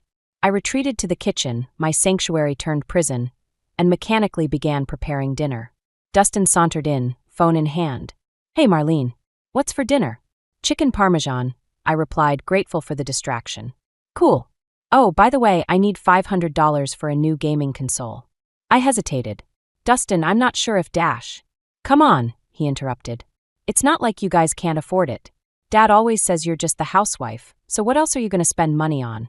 The knife I was holding clattered to the counter. What did you just say? Dustin rolled his eyes. Chill out. I'm just saying, it's not like you contribute anything else. I felt something snap inside me. Get out of my kitchen. Now. Whatever, Dustin muttered, slouching away. That night, after a tense dinner where Graham praised Dustin's latest school achievement and ignored my existence, I lay awake, staring at the ceiling. How had I let myself become so isolated, so dependent? The next morning, I made a decision. While Graham was at work and Dustin at school, I dug out my old laptop. With shaking hands, I created a blog. The Invisible Wife, I titled it. I began to write, pouring out years of frustration and pain. The words flowed easily, a cathartic release of everything I'd bottled up for so long. I used to dream of Prince Charming, I typed. Instead, I got a master and a prison of luxury. Hours passed as I wrote post after post. Stories of financial control, emotional manipulation, the slow erosion of my self-worth. As I hit publish on each one, I felt a tiny spark of something I hadn't experienced in years. Hope. That evening, as I served dinner, Graham narrowed his eyes at me. You seem different today. I shrugged, fighting to keep my expression neutral. Just a good day, I guess. Dustin snorted. Yeah, right. What could possibly be good about your day? It's not like you do anything. I bit my tongue, the secret of my blog burning inside me. Let them think I was useless. I knew differently now. Later, as Graham and Dustin watched TV, I snuck back to my laptop. To my shock, my blog already had comments. Women sharing similar stories, offering support and understanding. You're not alone, one wrote. Stay strong. Tears pricked my eyes as I read message after message. For the first time in years, I didn't feel invisible. I felt seen, heard, validated. As I closed the laptop, a new resolve settled over me. This blog wasn't just an outlet, it was a lifeline. A step towards reclaiming my identity, my independence. I glanced towards the living room, where Graham and Dustin's laughter echoed. They had no idea what I'd started. And for now, that was exactly how I wanted it. The soft glow of my laptop screen illuminated the dark kitchen as I furiously typed my latest blog post. 3 months had passed since I'd started The Invisible Wife, and the response had been overwhelming. You've given me the courage to speak up, read a comment from user HopefulHeart23. I'm not alone anymore. Tears pricked my eyes as I scrolled through similar messages. My fingers hovered over the keyboard, ready to reply, when I heard footsteps approaching. I slammed the laptop shut just as Graham entered the kitchen. What are you doing up so late? He asked, suspicion lacing his voice. Couldn't sleep, I lied smoothly. Just catching up on some reading. Graham grunted, clearly uninterested. Well, don't forget we have the Johnsons coming for dinner tomorrow. I expect everything to be perfect. As he retreated upstairs, I let out a shaky breath. The constant fear of discovery was exhausting, but the sense of purpose my blog gave me was worth the risk. The next morning, as I prepared for the dinner party, my phone buzzed with a notification. My latest post had gone viral, shared thousands of times across social media platforms. Marlene. Graham's sharp voice cut through my excitement. Where's my blue tie? The one I told you to have dry cleaned. I bit back a retort. It's hanging in your closet, Graham. Right where I put it yesterday. He muttered something under his breath and stomped off. I turned back to my phone, heart racing as I saw an email from a popular women's magazine. They wanted to interview me about my blog. The dinner party that evening was a blur of forced smiles and polite conversation. As I served dessert, Mrs. Johnson turned to me. So, Marlene, what do you do with your time? Any hobbies? Before I could answer, Graham chuckled. Oh, Marlene's content being a homemaker. Aren't you, dear? I felt a surge of defiance. Actually, I said, meeting Mrs. Johnson's eyes, I've recently started writing. It's been quite fulfilling. Graham's fork clattered against his plate. Writing? What on earth about? Just life experiences, I said vaguely, heart pounding. Nothing you'd find interesting, I'm sure. Later that night, after our guests had left and Graham had retired to his study, I snuck back to my laptop. The magazine wanted to do the interview tomorrow. I typed out a quick acceptance, hands shaking with a mix of fear and exhilaration. The next day, I made an excuse about running errands and met the journalist at a small cafe across town. Sarah, the interviewer, was warm and encouraging. Your blog has resonated with so many women, she said. How does it feel to have such an impact? I took a deep breath. Honestly, it's terrifying and empowering all at once. For years, I felt invisible, voiceless. Now, I'm part of a community. We're supporting each other, sharing our stories. It's liberating. As the interview progressed, I felt a weight lifting off my shoulders. For the first time in years, I was being seen as Marlene, not just Graham's wife or Dustin's stepmother, but as my own person with thoughts and dreams. One last question, Sarah said as we wrapped up. What's next for The Invisible Wife? I paused, considering. I'm not sure yet, but I know I can't go back to being silent. This blog, this community, it's given me a purpose I didn't even know I was missing. As I drove home, my mind raced with possibilities. The magazine feature would bring even more attention to the blog. More women would find their voices. And maybe, just maybe, I'd find the strength to make real changes in my own life. I pulled into the driveway, steeling myself to face Graham and Dustin. But for the first time in years, I didn't feel dread at the thought of entering my own home. Instead, I felt a glimmer of hope. The seeds of resilience had been planted, and they were beginning to bloom. The annual Thompson family barbecue was in full swing, the backyard filled with laughter and the smell of grilled meat. I plastered on a smile, playing the role of the perfect hostess while my insides churned with anxiety. "Marlene, darling." My mother-in-law's shrill voice cut through the chatter. "Where's that potato salad you promised?" I hurried to the kitchen, grateful for a moment's respite.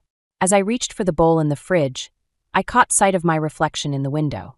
The woman staring back at me looked tired, defeated. I barely recognized her. "Need a hand?" My mother, Evelyn, appeared in the doorway, concern etched on her face. "I'm fine, Mom," I lied, hefting the bowl. "Just a bit overwhelmed with all the guests." Evelyn's eyes narrowed, but before she could press further, Graham's booming voice called from the patio. "Marlene, where's that damn salad?" I hurried out, nearly colliding with Dustin. He smirked, deliberately bumping my shoulder as he passed. The bowl wobbled, a glob of potato salad splattering onto my blouse. "Geez, Marlene," Dustin sneered. "Can't you do anything right?" I bit my tongue, fighting back tears as I set the bowl on the table. Graham glanced at my stained shirt, his lip curling in disgust. "For God's sake, Marlene," he hissed. "Go change.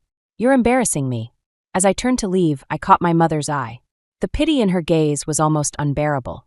Inside, I leaned against the bathroom door, struggling to breathe. My phone buzzed. Another comment on my latest blog post. "You're stronger than you know," it read. "Don't let them dim your light." Those words gave me the strength to change my shirt and return to the party. But as I stepped back outside, I walked into a conversation that stopped me cold. "I don't know how you do it, Graham," my brother-in-law was saying. "Running a successful business and dealing with—" "Well," he gestured vaguely in my direction. Graham chuckled. "Oh, Marlene? She's harmless. Useless as a housewife, really, but she knows her place." The world seemed to tilt on its axis. I stood there, frozen, as the men laughed. Dustin joined in, eager for his father's approval. "Yeah, all she does is mope around the house and spend Dad's money," he added. Total dead weight. Something snapped inside me. Years of pent-up frustration and anger bubbled to the surface. Before I knew what I was doing, I marched over to the group. "Is that what you really think of me, Graham?" My voice was surprisingly steady. "A useless housewife." The laughter died abruptly. Graham's face flushed with anger. "Marlene, this is hardly the time or place dash." "No," I cut him off. "I think it's exactly the time and place. You want to talk about useless? How about a husband who belittles his wife at every turn? Or a stepson who shows zero respect?" Gasps rippled through the crowd. Dustin's mouth hung open in shock. "That's enough," Graham growled, grabbing my arm. "You're making a scene." I wrenched away from him. "No, Graham. You've been making a scene for years. I'm just finally calling you out on it." With that, I turned and walked away, head held high. The party fell silent behind me. As I reached the house, I felt a gentle hand on my shoulder. It was Evelyn, her eyes shining with a mix of pride and concern. "Oh, sweetheart," she whispered. "I've been waiting years for you to stand up to him. Come on, let's get out of here." Without a backward glance, I followed my mother to her car. As we pulled out of the driveway, leaving behind the stunned faces of the party guests, I felt a weight lift from my shoulders. "Where to?" Evelyn asked softly. I took a deep breath, tasting freedom for the first time in years. "Anywhere but here, Mom. Anywhere but here." As we drove away, I knew there was no going back. The breaking point had come, and with it, the first step towards reclaiming my life. The musty scent of old papers filled the air as I sifted through the contents of my father's safe deposit box. Evelyn stood beside me, her hand resting supportively on my shoulder. "I can't believe Dad never told me about this," I murmured, examining a thick envelope. "Your father always wanted to protect you, Marlene," Evelyn said softly. "He knew Graham would try to control this too if he found out." My hands trembled as I opened the envelope. Inside was a letter and several legal documents. As I read, my eyes widened in disbelief. "Mom," I whispered, "Dad left me everything. The beach house, his investments, even shares in his company. It's millions." Evelyn squeezed my shoulder. "You deserve every penny, sweetheart. Now you can start fresh, on your own terms." As the reality sank in, a plan began to form in my mind. This inheritance wasn't just financial freedom, it was a chance for justice. Back at Evelyn's house, I paced the guest room, my mind racing. I could leave Graham, start a new life. But a part of me, hardened by years of emotional abuse, wanted more. I wanted Graham to feel the powerlessness he'd inflicted on me for so long. My laptop chimed with a notification. Another comment on my blog. Your words gave me the strength to leave my abusive husband. Thank you for showing me I'm not alone. In that moment, everything clicked into place. I knew exactly what I had to do. Over the next few days, I meticulously planned my next steps. I consulted with a lawyer, ensuring Graham couldn't touch my inheritance. I reached out to a small publishing house that had shown interest in my blog, pitching a book idea. And most importantly, I started looking for a place of my own. All the while, Graham's increasingly frantic calls and messages went unanswered. Let him worry, I thought grimly. Let him feel what it's like to be ignored and dismissed. A week after the disastrous family barbecue, I returned home. Graham was waiting, his face a mask of barely contained rage. Where the hell have you been? He demanded.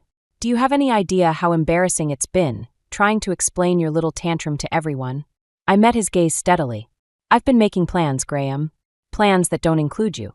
He scoffed. Plans? What plans could you possibly make without my money? You'd be surprised, I replied coolly.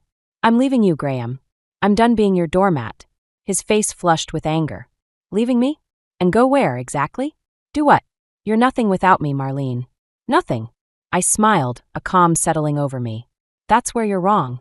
I have my blog, which is becoming quite successful. I have a book deal in the works. And most importantly, I have my inheritance. Graham's eyes narrowed. Inheritance? What inheritance? The one my father left me, I said, savoring the shock on his face. The one you knew nothing about. Turns out I'm worth quite a bit, Graham. And you won't see a penny of it. He lunged forward, grabbing my arm. You can't do this to me. I made you who you are. I wrenched away from him. No, Graham. You tried to destroy who I am. But I'm reclaiming myself, starting now. As I turned to leave, Dustin appeared in the doorway, his face a mix of confusion and anger. What's going on? He demanded. Dad, what's she talking about? I looked at my stepson, feeling a twinge of pity. I'm sorry, Dustin. I tried to be a good stepmother, but you and your father made it clear I was never truly part of this family. Now I'm choosing myself. With that, I walked out, leaving behind a stunned Graham and Dustin. As I drove away, a weight lifted from my shoulders. The road ahead was uncertain, but for the first time in years, I felt truly free. My phone buzzed, another blog comment. You're an inspiration, it read. I smiled, realizing that my journey wasn't just about me anymore. It was about all the invisible wives out there, waiting for their chance to shine. The secret plan was in motion. And this was just the beginning. The sleek office space hummed with energy as I surveyed my new empire. The Invisible Wife had transformed from a simple blog into a thriving lifestyle brand, empowering women across the globe. My team bustled around me, preparing for our biggest product launch yet. Marlene, we've got the final numbers for last quarter, my CFO, Sarah, announced, handing me a report. We've exceeded projections by 30%. I smiled, a surge of pride washing over me. Excellent work, everyone. Let's celebrate tonight. As the team cheered, my phone buzzed. Graham's name flashed on the screen. I hesitated before answering. What is it, Graham? I asked, my voice cool and professional. Marlene, I need your help, he stammered, sounding uncharacteristically desperate. The company's in trouble. I've made some bad investments and dash. And you want me to bail you out? I finished, my tone sharp. Please, Marlene. I know things ended badly between us, but dash. I cut him off. You're right, Graham. Things did end badly. And that's entirely on you. With that, I hung up, feeling a mix of satisfaction and a twinge of guilt. But I pushed the latter aside. I'd earned this success, and I wasn't about to let Graham drag me down again. Later that evening, as we celebrated our company's success, my phone lit up with a news alert. My heart skipped a beat as I read the headline. Thompson Industries faces bankruptcy amid fraud allegations. I excused myself and stepped outside, my mind reeling. Graham's company, the source of his power and arrogance, was crumbling. And judging by his earlier call, he'd seen it coming. As I scrolled through the article, a familiar name caught my eye. Dustin Thompson, now working for his father's company, was implicated in the fraud scheme. My stepson, it seemed, had followed too closely in his father's footsteps. The next morning, I arrived at the office to find a crowd of reporters waiting. News of my connection to Graham had spread, and they were hungry for a statement. MS. Thompson, one shouted. Did you know about your ex-husband's fraudulent activities? How do you respond to allegations that your success is built on inside information from Thompson Industries? I took a deep breath, straightening my shoulders. I left my marriage to Graham Thompson over a year ago.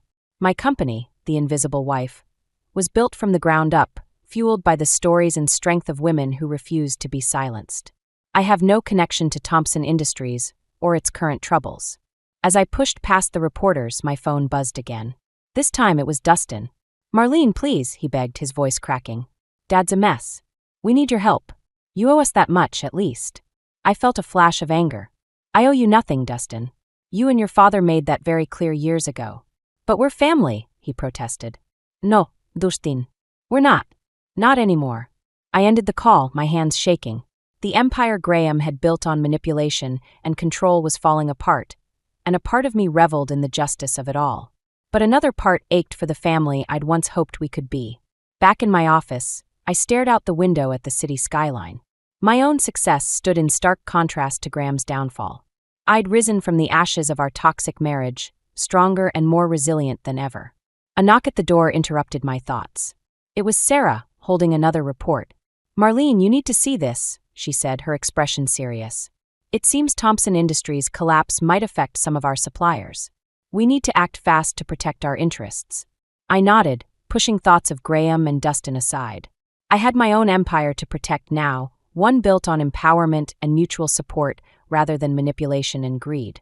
As I dove into crisis management mode, I couldn't help but feel a sense of irony. The skills I'd honed as the invisible wife, adaptability, resilience, strategic thinking, were now the very tools I used to lead my company through turbulent times. The day Graham had dismissed me as a useless housewife felt like a lifetime ago. Now, as I guided my team through this challenge, I knew the truth. I was anything but useless. I was a force to be reckoned with, and I was just getting started.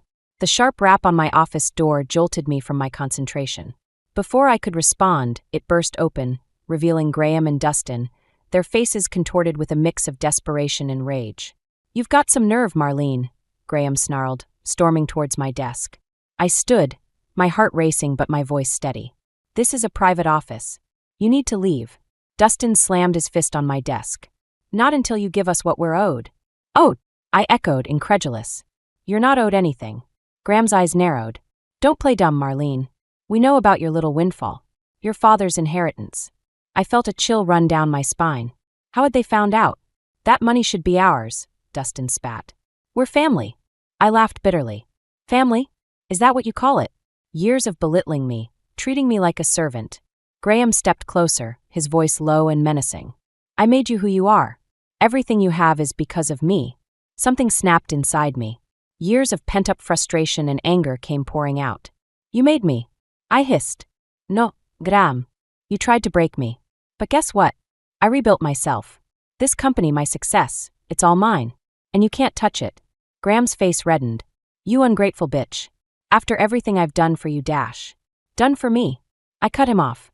"Let's talk about what you've done, Graham. How about the years of emotional abuse? The financial control? Or should we discuss the fraud allegations against Thompson Industries?" Both men paled at that. "That's right," I continued, my voice gaining strength. "I know all about it. And unlike you, I built my company honestly, with my own talent and hard work." Dustin lunged forward, but I stood my ground. "You're lying. You must have stolen inside information from Dad's company." I shook my head, almost pitying him. "No, Dustin. I didn't need to steal anything. My success comes from understanding what women like me have gone through. The invisible wives, the silent sufferers. I gave them a voice and they responded." Graham's bravado crumbled. "Marlene, please. We're desperate. The company's gone, our assets are frozen. We need help." For a moment, I saw a flicker of the man I'd once loved. But then I remembered all the times he'd dismissed my needs, my dreams. "I'm sorry you're in trouble," I said, my voice firm. "But that's not my problem anymore. You can't just abandon us." Dustin shouted. "What about loyalty?" I met his gaze steadily. "Loyalty goes both ways, Dustin. You and your father made it clear long ago where your loyalties lie." Graham's desperation turned to fury. "You'll regret this, Marlene.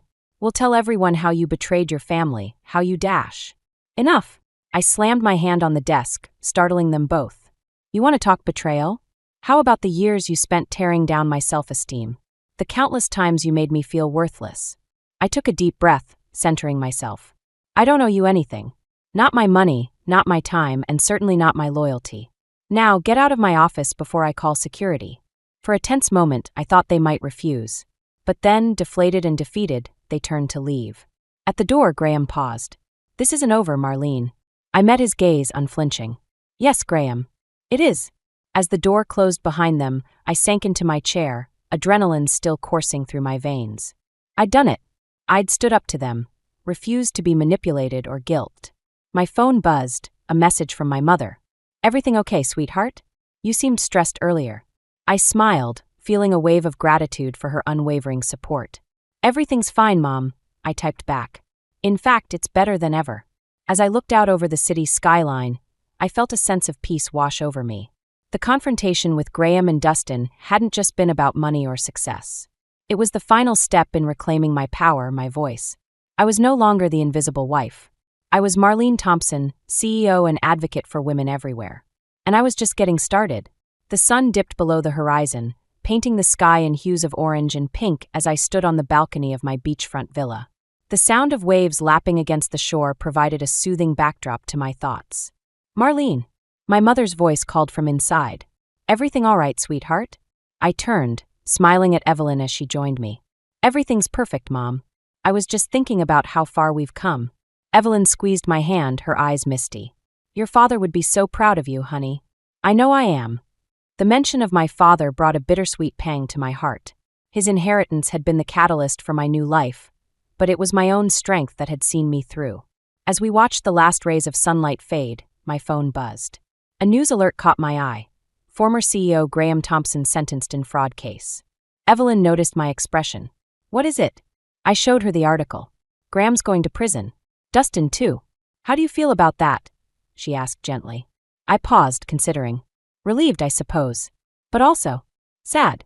For the family we could have been if things had been different. Evelyn nodded, understanding in her eyes. You can't change the past, Marlene. But you've built an incredible future. As if on cue, my phone chimed again. This time it was an email from my publishing team. Your book, The Invisible Wife No More, has hit the New York Times bestseller list. Tears of joy sprang to my eyes as I showed Mom the news. She pulled me into a tight hug, her pride palpable. You did it, sweetheart. You really did it. Later that evening, as we sat around the dinner table with some of the women I'd met through my blog, now dear friends, I felt a sense of completeness I'd never experienced before.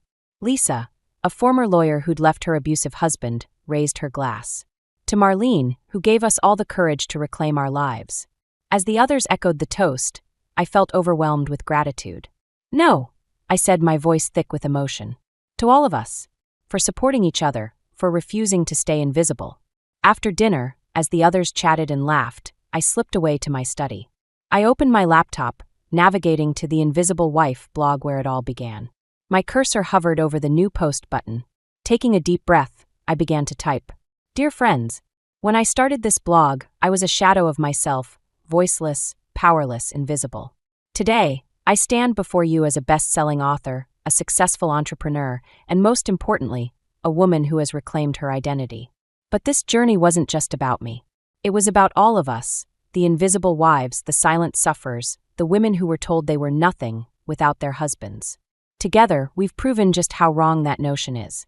To those still trapped in the cycle of emotional abuse and control, there is hope. There is a way out. You are stronger than you know, and you are not alone. To those who've already broken free, your resilience inspires me every day. Keep shining your light, keep telling your stories. And to Graham and Dustin, I hope you find the peace and understanding that eluded you in our family. Your actions have consequences, but your future is still unwritten. Choose wisely. As for me, this chapter of my life is coming to a close. But the story isn't over. It's just beginning.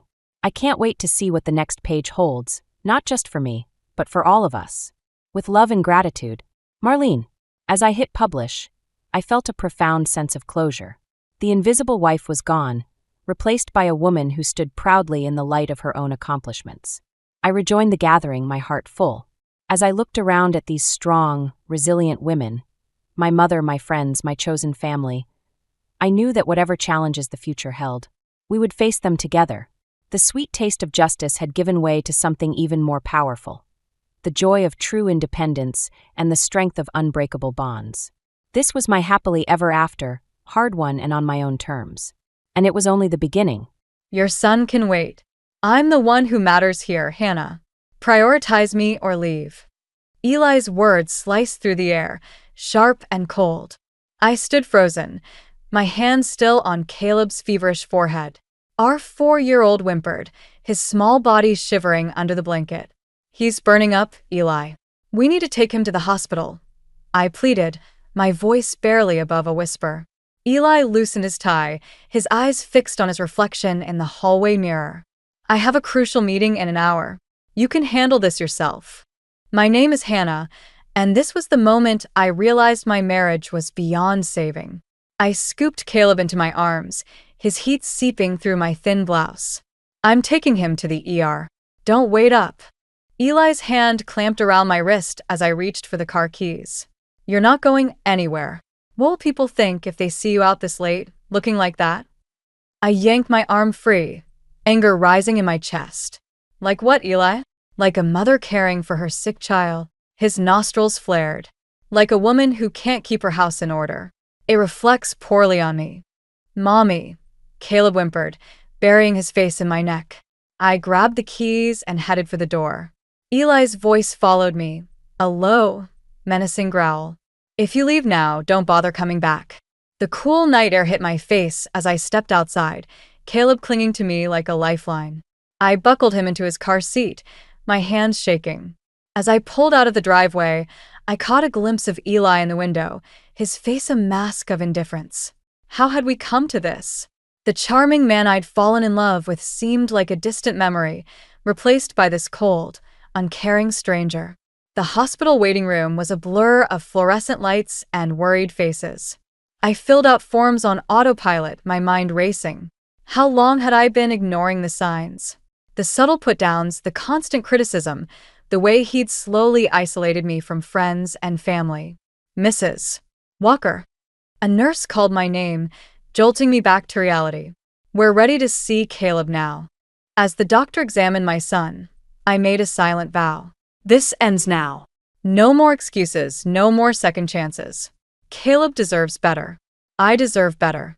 My phone buzzed with a text from Eli. I expect dinner when I get home.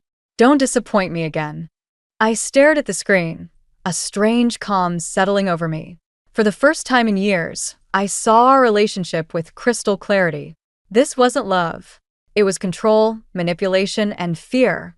Your son has a severe ear infection, the doctor explained, writing out a prescription. He'll need antibiotics and plenty of rest. I nodded, cradling Caleb close. Thank you, doctor. We'll follow your instructions carefully. As we left the hospital, the first rays of dawn were breaking over the horizon. A new day, a new beginning. I kissed Caleb's forehead, now cooler to the touch. Where are we going, Mommy? He asked sleepily. I smiled, a plan already forming in my mind. We're going on an adventure, sweetheart. Just you and me. I pulled out my phone and dialed a number I hadn't used in far too long. Mom, it's Hannah. I need your help. As I drove towards my parents' house, I felt a weight lifting from my shoulders. The road ahead would be difficult, but for the first time in years, I felt hope. Eli had underestimated me for the last time. Now it was my turn to show him exactly what I was capable of. The morning sun filtered through the curtains as I sat at my parents' kitchen table, nursing a cup of coffee. Caleb's soft snores drifted from the guest room where he slept peacefully, his fever finally broken. Mom bustled around, making breakfast, while Dad read the newspaper, occasionally glancing at me with concern. Hannah, sweetheart, Mom said, setting a plate of eggs in front of me. You need to eat something. I nodded, forcing myself to take a bite. The events of the past few days swirled in my mind, a chaotic blend of fear, anger, and an unexpected sense of liberation. Have you heard from Eli? Dad asked, his voice gruff with barely concealed anger. I shook my head. No, and I don't want to. I've blocked his number. Mom sat beside me, her hand warm on my arm. You did the right thing, Hannah. No one deserves to be treated that way. As I looked at my parents, I felt a pang of regret for the years I'd spent distancing myself from them, all to please Eli. How had I let it come to this? I remembered the day I met Eli, his charm and confidence sweeping me off my feet. He'd seemed so different then, attentive and caring. But looking back, I could see the warning signs I'd ignored, the possessiveness masked as protectiveness, the subtle put-downs disguised as jokes. "I feel so stupid," I whispered, tears stinging my eyes. How did I not see it sooner? Dad set down his paper, his eyes softening. "You're not stupid, Hannah. Men like Eli are experts at manipulation. What matters is that you've seen the truth now." A knock at the door made us all jump. Mom went to answer it, returning with a worried expression. "It's Abigail, Eli's sister." My heart raced as Abigail entered the kitchen. Her eyes were red-rimmed, her usually impeccable appearance disheveled. "Hannah," she said, her voice trembling. "I'm so sorry. I had no idea things were so bad." I stiffened, unsure of her motives. "What are you doing here, Abigail?" She sat down heavily, wringing her hands. "Eli called me last night, ranting about how you'd kidnapped Caleb. I came to talk some sense into you, but—" She trailed off, looking around the kitchen. "I see now that I'm the one who needed sense talked into me." As Abigail spoke, the full weight of my situation hit me. I was a stay-at-home mom with no income of my own. Eli controlled our finances, and I had no access to our joint accounts. The realization left me breathless with panic. "What am I going to do?" I whispered, more to myself than anyone else. Dad leaned forward, his jaw set with determination. "You're going to fight, Hannah. We'll help you get a lawyer, figure out your finances. Eli won't get away with this." Abigail nodded, a spark of determination in her eyes. "I'll help too. I know things about Eli's business dealings that could be useful." For the first time in days, I felt a glimmer of hope. I wasn't alone in this fight. As we talked, planning our next steps, I heard Caleb calling for me. I excused myself and went to him, gathering him in my arms. "Mommy, where's Daddy?" he asked, his big eyes full of confusion. I took a deep breath, choosing my words carefully. "Daddy and Mommy need some time apart, sweetheart. But I promise you, everything's going to be okay." As I held my son, I made a silent vow. I would build a new life for us, one free from Eli's toxic influence. It wouldn't be easy, but with my family's support and my newfound resolve, I knew we could do it. Returning to the kitchen with Caleb, I saw my parents and Abigail deep in discussion. They looked up as we entered, their faces softening at the sight of Caleb. "Ready for some breakfast, champ?" Dad asked, his voice warm. As Caleb nodded eagerly, I felt a surge of determination. This was just the beginning of our journey, but for the first time in years, I was excited about what the future might hold. The next few days passed in a blur of hushed conversations and furtive planning. I felt like a spy in my own life, carefully gathering essentials and important documents while Eli was at work. Each night, I'd lie awake, my heart racing at every creak of the house, terrified he'd discover my intentions. One afternoon, while Eli was at a crucial meeting, I seized the opportunity to call my parents. Mom answered on the second ring. "Hannah, is everything all right?" I took a deep breath, steadying myself. "Mom, I need your help. I'm leaving Eli, and I need a place for Caleb and me to stay." There was a moment of silence, then Mom's voice came back, strong and sure. "Of course, sweetheart. You come here right away. We'll figure everything out together." Relief washed over me, followed quickly by a wave of guilt. "I'm so sorry I've kept you at arm's length all these years." "Eli, sure," Mom soothed. "None of that matters now. We're here for you, always have been." As I hung up, I heard the front door open. Panic seized me as Eli's footsteps echoed through the house.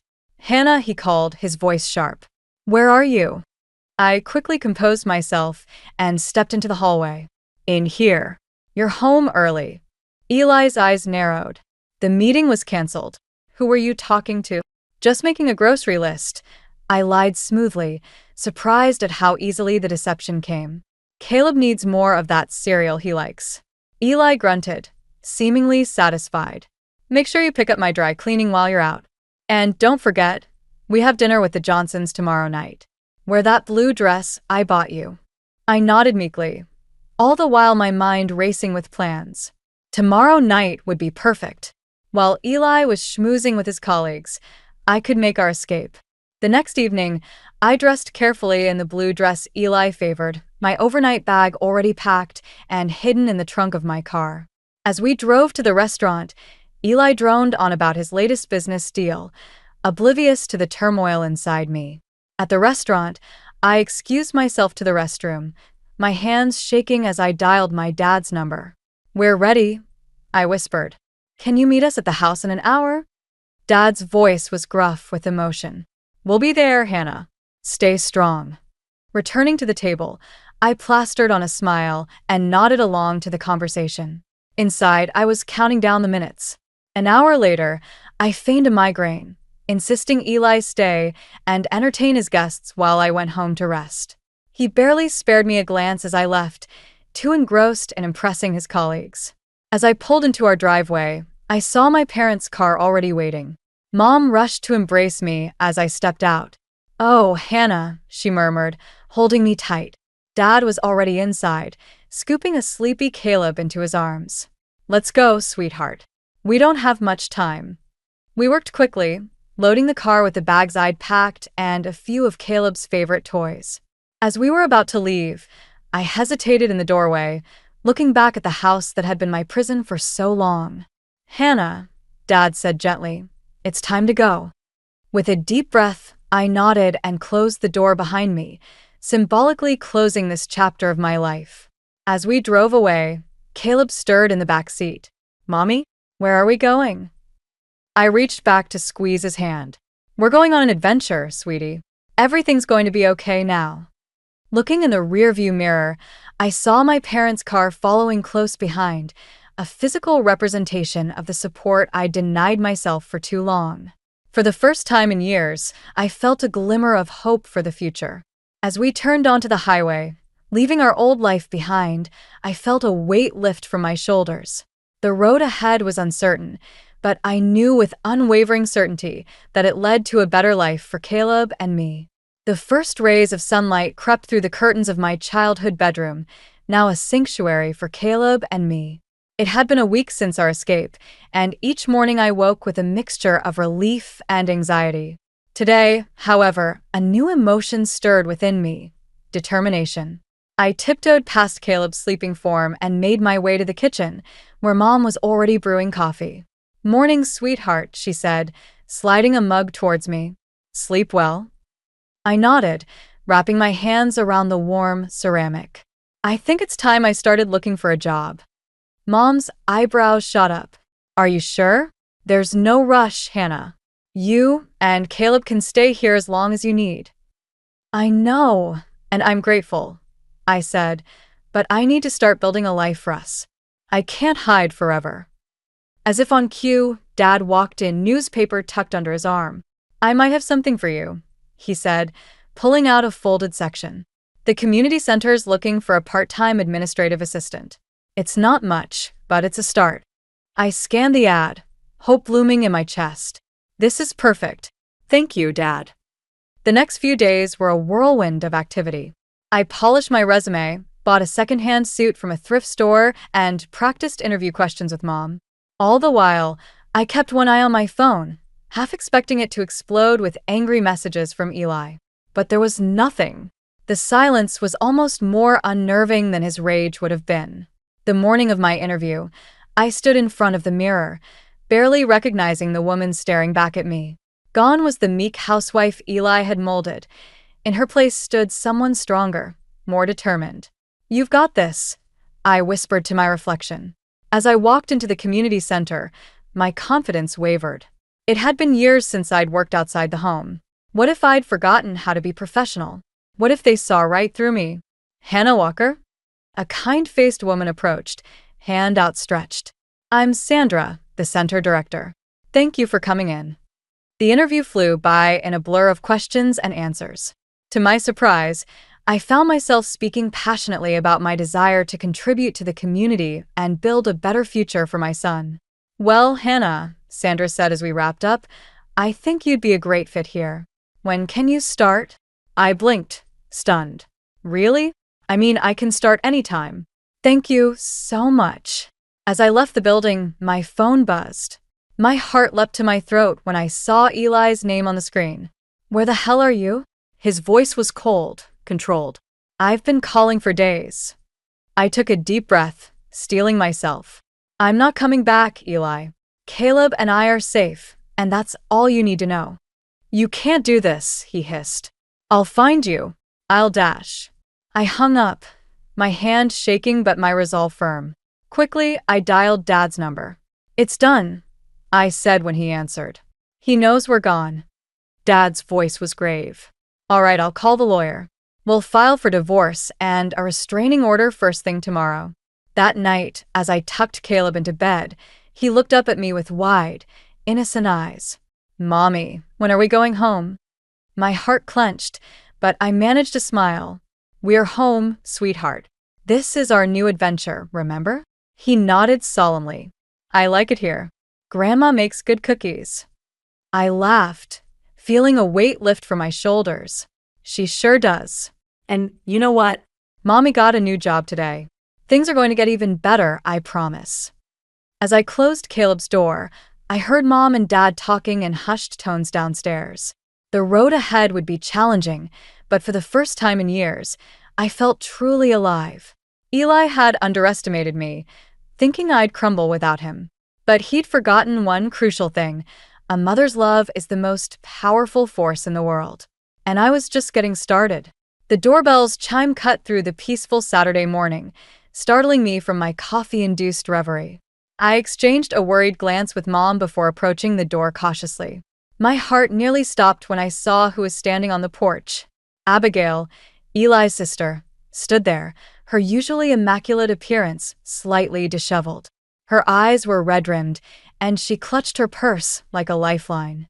"Hannah," she said, her voice barely above a whisper. "Can we talk?"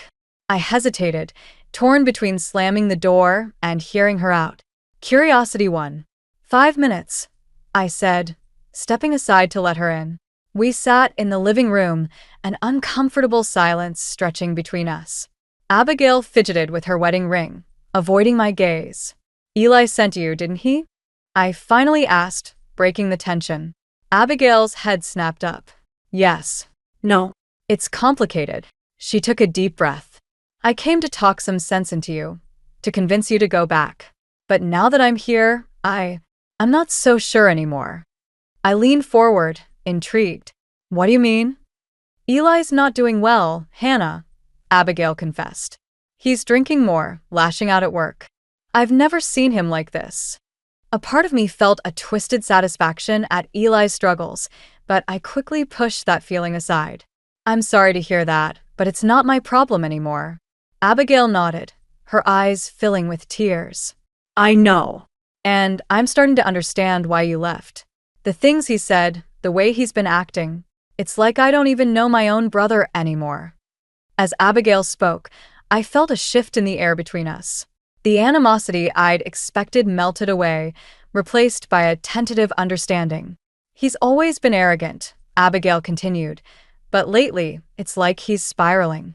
His boss called me yesterday, warning that if Eli doesn't shape up, he might lose his job." I absorbed this information, my mind racing. Eli losing his job could complicate things, especially when it came to child support for Caleb. "Why are you telling me all this?" I asked, genuinely curious. Abigail met my gaze, her expression a mix of guilt and determination. "Because I was wrong about you, Hannah. I've always seen you as the problem in Eli's life, but now I realize it's the other way around. And I want to help." I sat back, stunned. "Help? How? I know things about Eli's business dealings," Abigail said, lowering her voice. "Things that could be useful if he tries to fight you for custody or refuses to pay support." My heart raced at the implications of her words. "Are you sure about this? He's your brother." Abigail nodded firmly. "I'm sure. It's time someone stood up to him, and I think you're the one to do it. As we talked, Abigail shared details about Eli's work life, his financial situation, and the growing discontent among his colleagues. Each revelation felt like a piece of armor, strengthening my resolve. When Abigail finally left, promising to keep in touch, I felt a strange mix of emotions. Relief at having an unexpected ally, guilt for the satisfaction I felt at Eli's struggles, and a renewed determination to build a better life for Caleb and myself. Mom appeared in the doorway, concern etched on her face. "Everything okay, sweetheart?" I nodded, a small smile tugging at my lips. "Yeah, I think it is. Things are changing, Mom. And for once, it feels like they're changing in our favor." That night, as I tucked Caleb into bed, he asked about his father for the first time since we'd left. "When will Daddy come see me?" My heart clenched, but I kept my voice steady. "I'm not sure, sweetie. But you know what? You and I are going to have so many adventures together, you won't even notice." As I closed Caleb's door, I felt a surge of determination. Eli had underestimated me, thinking I'd crumble without him. But with my family's support and now Abigail's unexpected alliance, I was stronger than ever. Tomorrow, I'd call my lawyer. It was time to take control of our future, once and for all. Eli's reign of emotional tyranny was over, and a new chapter was beginning, one where I held the pen. The sharp knock on the door sent a jolt through me. I knew who it was before I even reached for the handle. Taking a deep breath, I steeled myself and opened the door. Eli stood there, his once immaculate appearance now disheveled. His eyes, bloodshot and wild, bore into mine with a mixture of anger and desperation. "Where's my son?" he demanded, pushing past me into the house. I closed the door, my heart racing but my voice steady. "Caleb's at school, Eli. What are you doing here?" He whirled around, his face contorted with rage. "What am I doing here? You took my son and disappeared. I'm here to take you both home." "This is our home now," I said, surprised by the calmness in my voice. "Caleb and I aren't going anywhere with you." Eli's laugh was bitter, bordering on hysterical. "You can't do this, Hannah. You're nothing without me. How do you expect to survive?" I felt a surge of anger, but also pity. This man, once so powerful in my eyes, now seemed small and pathetic. "I'm doing just fine, Eli. I have a job, a support system, and most importantly, I have my self-respect back." His eyes narrowed. "A job? Don't make me laugh. What could you possibly do?" I straightened my shoulders, meeting his gaze. "I'm an administrative assistant at the community center. It's not glamorous, but it's honest work, and I'm good at it." Eli scoffed, but I saw a flicker of uncertainty in his eyes. "You'll come crawling back when the money runs out. You always do." "Not this time," I said, my voice gaining strength. "I've learned a lot about you, Eli. About your work, your finances. Abigail's been quite informative." The color drained from his face. "Abigail? What are you talking about?" I took a step closer, emboldened by his reaction. "I know about the creative accounting, Eli. The offshore accounts. How long before your bosses figure it out?" Eli's composure cracked. He lunged forward, grabbing my arm. "You don't know what you're talking about. Let go of me," I said, my voice low and dangerous. "Or I'll call the police and tell them everything." He released me as if burned, stumbling backward. "You wouldn't dare." "Try me," I challenged. "I'm not the same woman you married, Eli. I won't be bullied or manipulated anymore." For a moment, we stood in silence, the air thick with tension. Then, something in Eli seemed to deflate.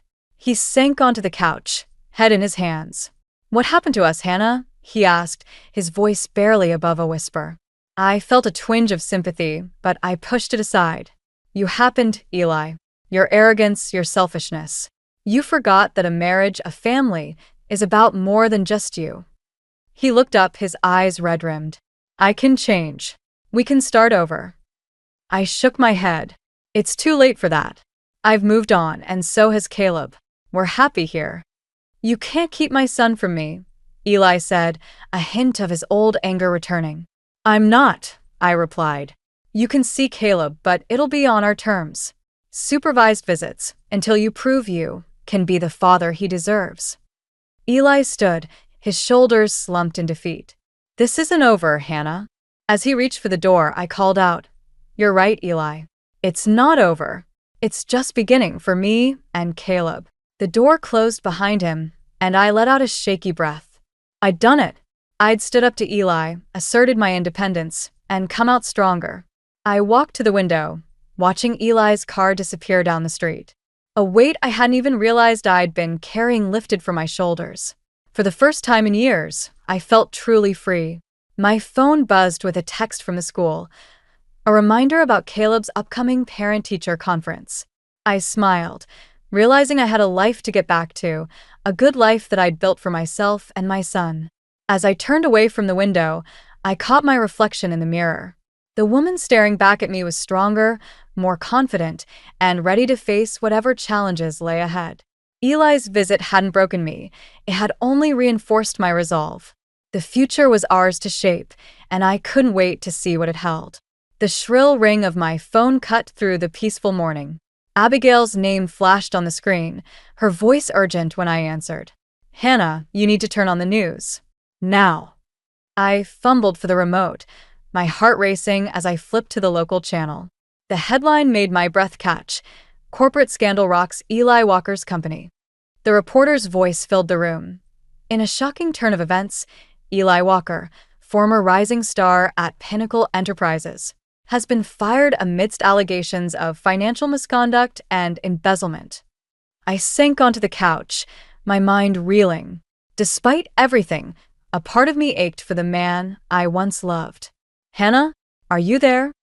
Abigail's voice crackled through the phone. "Yes, I managed.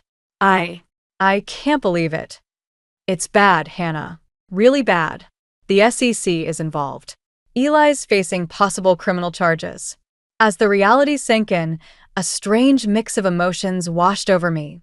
Vindication, pity, and an overwhelming sense of relief. The man who had once loomed so large in my life was crumbling, his carefully constructed facade finally giving way. "What happens now?" I asked, more to myself than Abigail.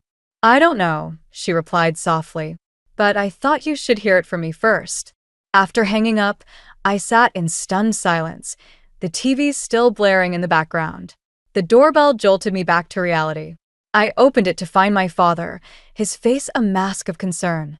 "I saw the news," he said, pulling me into a hug. "Are you okay?" I nodded against his shoulder, surprised to find tears in my eyes. "I'm fine, Dad. It's just a lot to process." We sat at the kitchen table, cups of coffee growing cold between us. Dad's voice was gentle when he spoke. "You know this doesn't change anything, right? You're still better off without him." "I know," I said, meeting his gaze. "It's just hard to see someone fall so far, even if they deserve it." As the days passed, more details of Eli's downfall emerged. The arrogance that had driven me away had finally caught up with him at work. Colleagues spoke of his increasingly erratic behavior, his refusal to listen to advice, his reckless decisions that had cost the company millions. Meanwhile, my own life continued to flourish. My work at the community center had expanded, and I'd been offered a promotion to program coordinator. Caleb was thriving in his new school, making friends and excelling in his studies. One evening, as I tucked Caleb into bed, he asked the question I'd been dreading. "Mommy, why is everyone talking about Daddy on TV?" I sat on the edge of his bed, choosing my words carefully. "Your daddy made some mistakes at work, sweetheart. He's in trouble now, but that doesn't change how much he loves you." Caleb's brow furrowed. "Will we see him soon?" "I'm not sure," I answered honestly. "But I promise, no matter what happens, you and I will be okay." As I closed Caleb's door, my phone buzzed with a text from Eli. "Can we talk? Please." I stared at the screen, my finger hovering over the reply button. Part of me wanted to ignore it, to let him face the consequences of his actions alone. But another part, the part that remembered the man I'd once loved, couldn't turn away completely. I typed a brief response. "Tomorrow. Coffee shop on Main. 2 p.m. As I hit send, I felt a weight lift from my shoulders. Whatever happened tomorrow, I knew I was strong enough to face it. Eli's downfall hadn't broken me. It had only reinforced the strength I'd found within myself. I walked to the window, looking out at the quiet street. The future stretched before me, uncertain but full of possibility. For the first time in years, I felt truly free to shape my own destiny. Eli's twist of fate had become my opportunity for a new beginning, and I was ready to embrace it with open arms. The autumn breeze rustled through the leaves as I walked Caleb to his first day of kindergarten. His little hand clutched mine tightly, a mix of excitement and nervousness radiating from him. "You're going to do great, sweetheart," I reassured him, kneeling to straighten his backpack. Caleb's eyes darted around the schoolyard, then fixed on something behind me. His face lit up. "Daddy." I turned, my heart skipping a beat as I saw Eli approaching. He looked different, humbled, the arrogance gone from his stance. His eyes met mine, a silent question in them. I nodded, giving him permission to join us. "Hey, champ," Eli said, his voice thick with emotion as he knelt beside Caleb.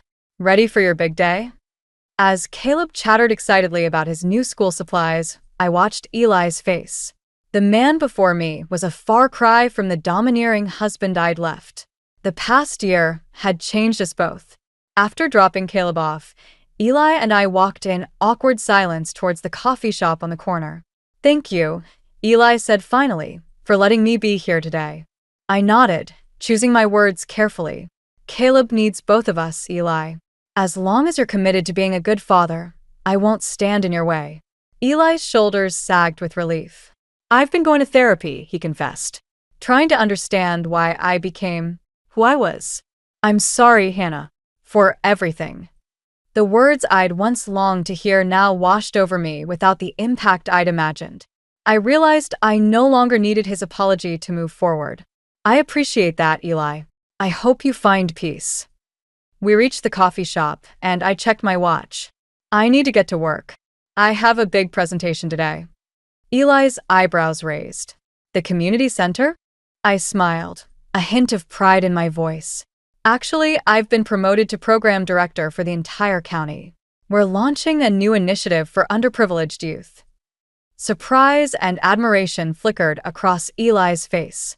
"That's incredible, Hannah. You've really found your calling."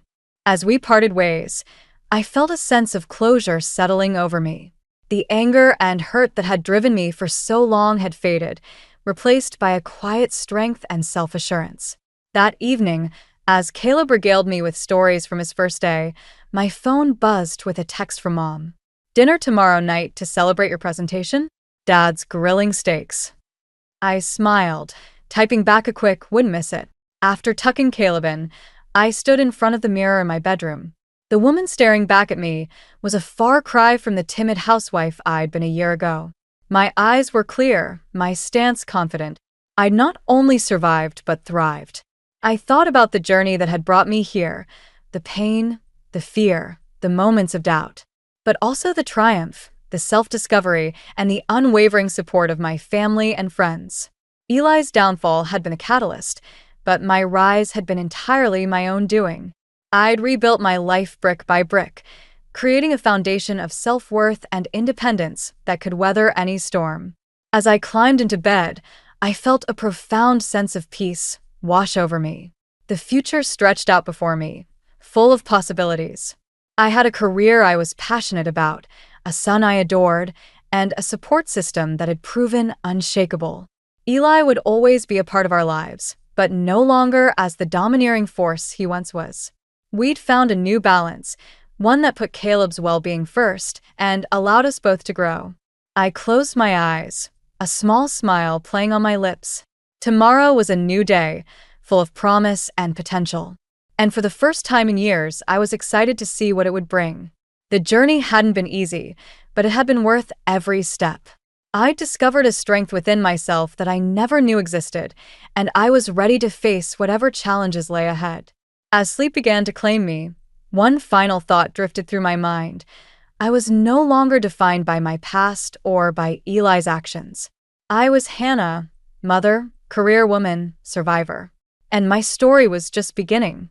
My name is Lydia Hargrove, and I never thought I'd be the one holding my family together with duct tape and sheer willpower. But here I am, 31 years old, juggling a high-stakes career and a sister's wedding while our father spirals into a midlife crisis that threatens to derail everything. Lydia, do you think Dad will even remember to show up? Mona's voice cracks, her eyes pleading for reassurance. I squeeze her hand, forcing a smile. Of course he will. I'll make sure of it. The lie tastes bitter on my tongue, but I swallow it down. What else can I say? That our father, Randall Hargrove, is more likely to show up drunk with his new girlfriend than walk Mona down the aisle with any semblance of dignity. You're a terrible liar, Mona sighs, but there's a hint of a smile. But thanks for trying. We're sitting in a trendy bridal boutique, surrounded by tulle and sequins. Mona looks stunning in a fitted mermaid gown, but the worry lines creasing her forehead mar the effect. Hey, I say, standing up and smoothing out the skirt of her dress. This is your day. Let me worry about Dad, okay? You focus on marrying that hunky fiancé of yours. Mona's cheeks flush. Ben's been so patient with all this family drama. I don't know how I got so lucky. Because you deserve it, I tell her firmly. Now, twirl for me one more time. I think this is the one. As Mona spins, my phone buzzes. Dad's name flashes on the screen, and my stomach drops. I step away, answering with a hushed, "Hello." "Lydia, sweetheart." His voice is too loud, too cheerful. I can practically smell the whiskey through the phone. "I need a tiny favor." I pinch the bridge of my nose. "Dad, I'm with Mona. We're picking out her wedding dress. Remember?" "Oh, right, he slurs. Listen, Carmen and I are in a bit of a pickle. Could you wire us some cash? Just a couple grand to tide us over." The boutique suddenly feels too small, too warm. "Dad, we've talked about this. I can't keep bailing you out. What happened to the money from selling the lake house?" There's a long pause, then a woman's voice in the background. "Carmen." My skin crawls at the sound of her throaty laugh. "Never mind, pumpkin," Dad says quickly. "We'll figure something out. Tell Mona I love her." The line goes dead before I can respond. I stare at the phone, a familiar mix of anger and helplessness churning in my gut. "Everything okay?" Mona calls from the dressing room. I plaster on another fake smile. "Just work stuff. Nothing important." As I help Mona out of the dress, my mind races. How did we get here? A year ago, we were a normal, mostly functional family. Now, Dad's drinking has spiraled out of control. He's blown through his savings, and this Carmen woman has her claws in deep. "Earth to Lydia." Mona waves a hand in front of my face. "Where'd you go?" I blink, focusing on her concerned expression. "Sorry, just thinking about the guest list." "Hey, why don't we grab lunch?" My treat. Over salads at a nearby cafe, I try to steer the conversation to happier topics, but Mona isn't easily distracted. "You talked to Dad, didn't you?" she asks, pushing a cherry tomato around her plate. I hesitate, then nod. "He says he loves you." Mona's eyes narrow. "And? What else?" "And nothing." I lie smoothly. "He's excited for the wedding." "Lydia." Mona's voice is soft but firm. "You don't have to protect me. I'm not a kid anymore." I meet her gaze, seeing the strength there. Maybe it's time to stop shielding her from the ugly truth. "He wanted money," I admit. Again. Mona's shoulders slump. "For Carmen?" "Probably," I sigh. "I don't know what her game is, but I'm going to find out. I promise you, Mona, I won't let them ruin your big day." As I say the words, a fierce determination settles over me.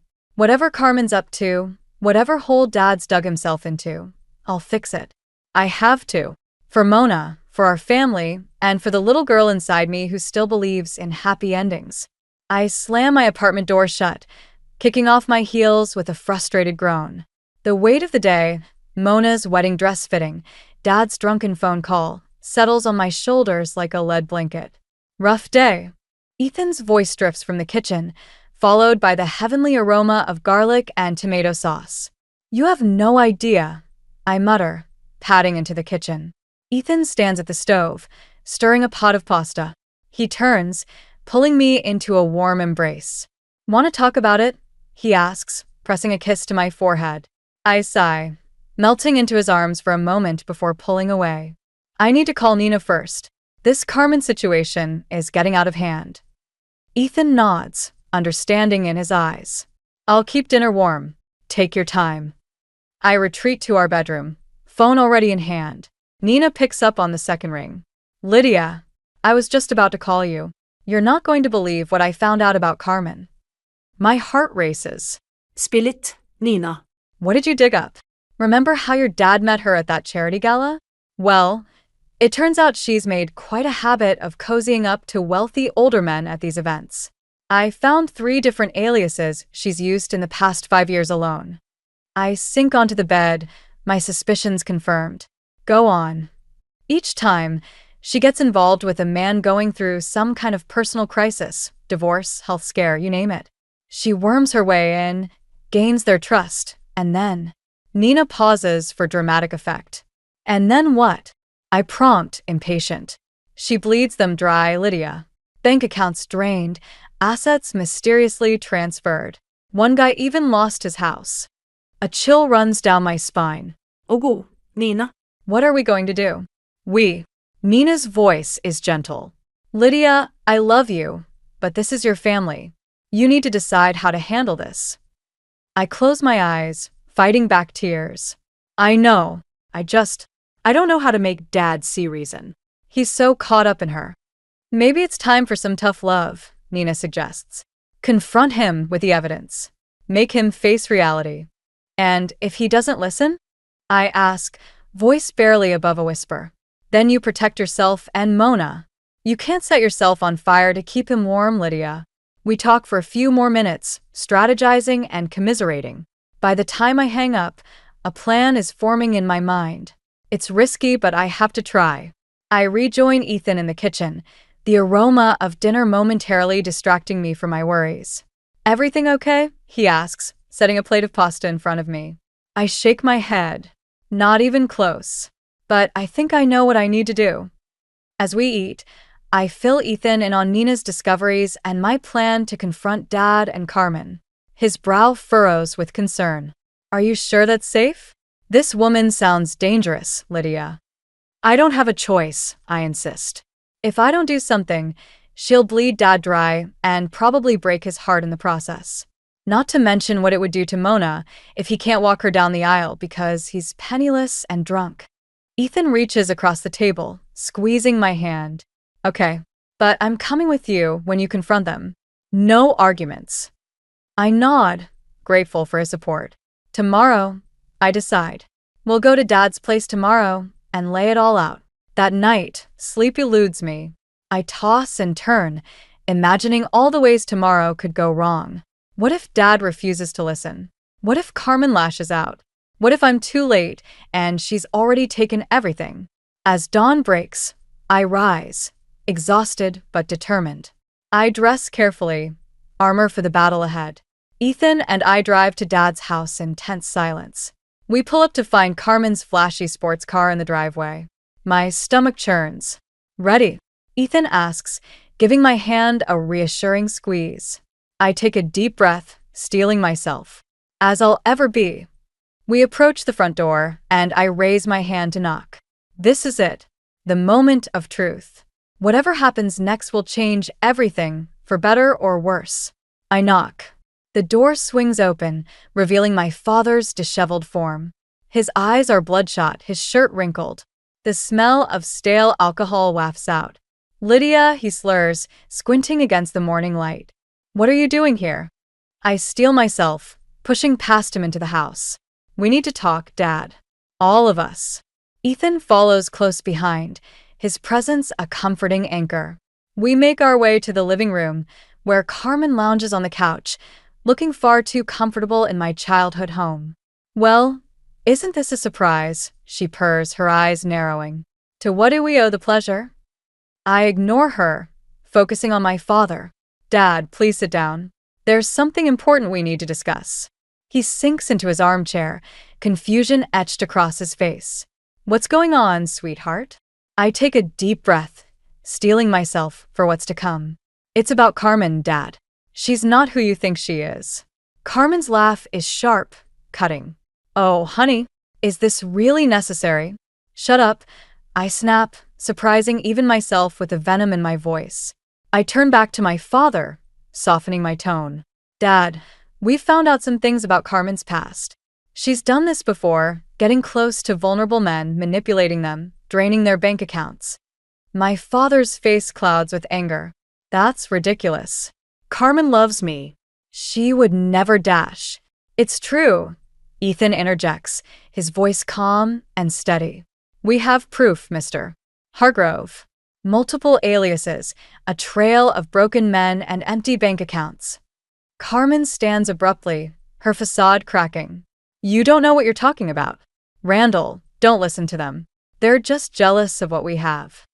I pull out a folder, hands shaking slightly. These are police reports, Dad. Bank statements. Carmen Santiago, Carmen Rodriguez, Carmen Vasquez, all the same woman. All with the same MO. My father's face pales as he flips through the documents. Carmen's eyes dart between us, calculating her next move. Randall, baby, she coos, reaching for him. You know me. You know this can't be true. He jerks away from her touch, looking lost and small. I don't know what to believe. Believe your daughters, I plead. Think about Mona's wedding. Do you really want to show up drunk? Or worse, not show up at all because this woman has bled you dry? At the mention of Mona, something shifts in my father's eyes. He looks up at Carmen, really seeing her for the first time. Is it true? He whispers. Carmen's mask slips, revealing a flash of cold fury before she composes herself. Of course not, darling. Your daughter is clearly troubled. Perhaps jealous that you found happiness again after her mother dash. Don't you dare, I snarl, stepping towards her.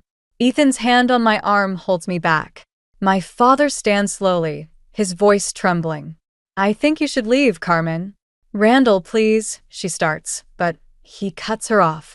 Now. Get out of my house. For a moment, I think she might argue, but something in my father's face stops her. She grabs her purse, shooting me a venomous glare. You'll regret this, she hisses as she stalks past. The door slams behind her, leaving a heavy silence in its wake. My father collapses back into his chair, head in his hands. I've been such a fool, he mumbles. I kneel beside him, my anger melting into concern. It's okay, Dad. She fooled a lot of people. The important thing is that she's gone now. He looks up at me, eyes brimming with tears. How can I ever make this right? With you, with Mona? I take his hand, squeezing gently. One day at a time, Dad. Starting with getting sober. Mona's wedding is in 3 weeks. Do you think you can do that? For her? He nods, determination replacing the defeat in his eyes. I can. I will. I promise. As Ethan and I leave, I feel a mix of relief and trepidation. The immediate threat of Carmen is gone, but the real work of healing our family is just beginning. I can only hope that my father's resolve holds, that he'll be there for Mona on her big day. I look at Ethan, gratitude washing over me. Thank you, I whisper, for being here, for everything. He pulls me close, kissing my forehead. Always, he promises. As we drive away, I allow myself a small glimmer of hope. Maybe, just maybe, we can put our family back together again. The morning of Mona's wedding dawns bright and clear, a stark contrast to the storm brewing in my chest. I stand in the bridal suite, helping my sister into her gown, praying that our father keeps his promise to stay sober. You look beautiful, I whisper, smoothing down Mona's veil. She meets my eyes in the mirror, anxiety clouding her features. Have you heard from Dad? I force a smile. He'll be here, Mona. I promise. The lie tastes bitter on my tongue, but I can't bear to shatter her hope. Not today. As if on cue, there's a commotion in the hallway. My heart sinks as I recognize my father's slurred voice. That's my little girl in there. I'm walking her down the aisle. I squeeze Mona's shoulders. Stay here. I'll handle this. Stepping into the hallway, I'm confronted by the sight of my father, disheveled and reeking of alcohol. Carmen hovers behind him, a predatory gleam in her eyes. Dad, I hiss, grabbing his arm. What are you doing? You promised. He blinks at me, confusion clouding his bloodshot eyes. Lydia, what's wrong? I'm here for the wedding. Carmen places a hand on his shoulder, her voice sickly sweet. See, Randall? I told you we'd make it on time. You need to leave. Now. Now, she purrs. Is that any way to treat your father's guest? Before I can respond, Ethan appears at my side. Mr. Hargrove, why don't we get you some coffee? Clear your head a bit before the ceremony. My father nods, allowing Ethan to lead him away. I turn to Carmen, fury boiling in my veins. I thought I made myself clear. You're not welcome here. She laughs, the sound grating on my nerves. Oh, sweetie, your father invited me. And unlike you, I actually care about his happiness. You care about his money? I spit. But that's over now. He knows what you are. A flicker of uncertainty crosses her face, quickly replaced by a sneer. We'll see about that. She saunters off, leaving me trembling with rage and fear. I take a deep breath, trying to center myself. I can't let this derail Mona's day.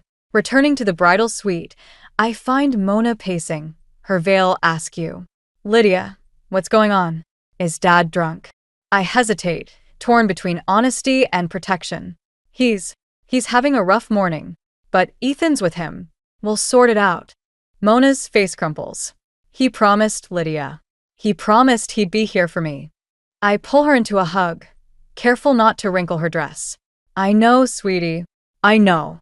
But hey, look at me. I cup her face in my hands. This is your day. You and Ben. Don't let anything take that away from you, okay? She nods, wiping away a stray tear. Okay.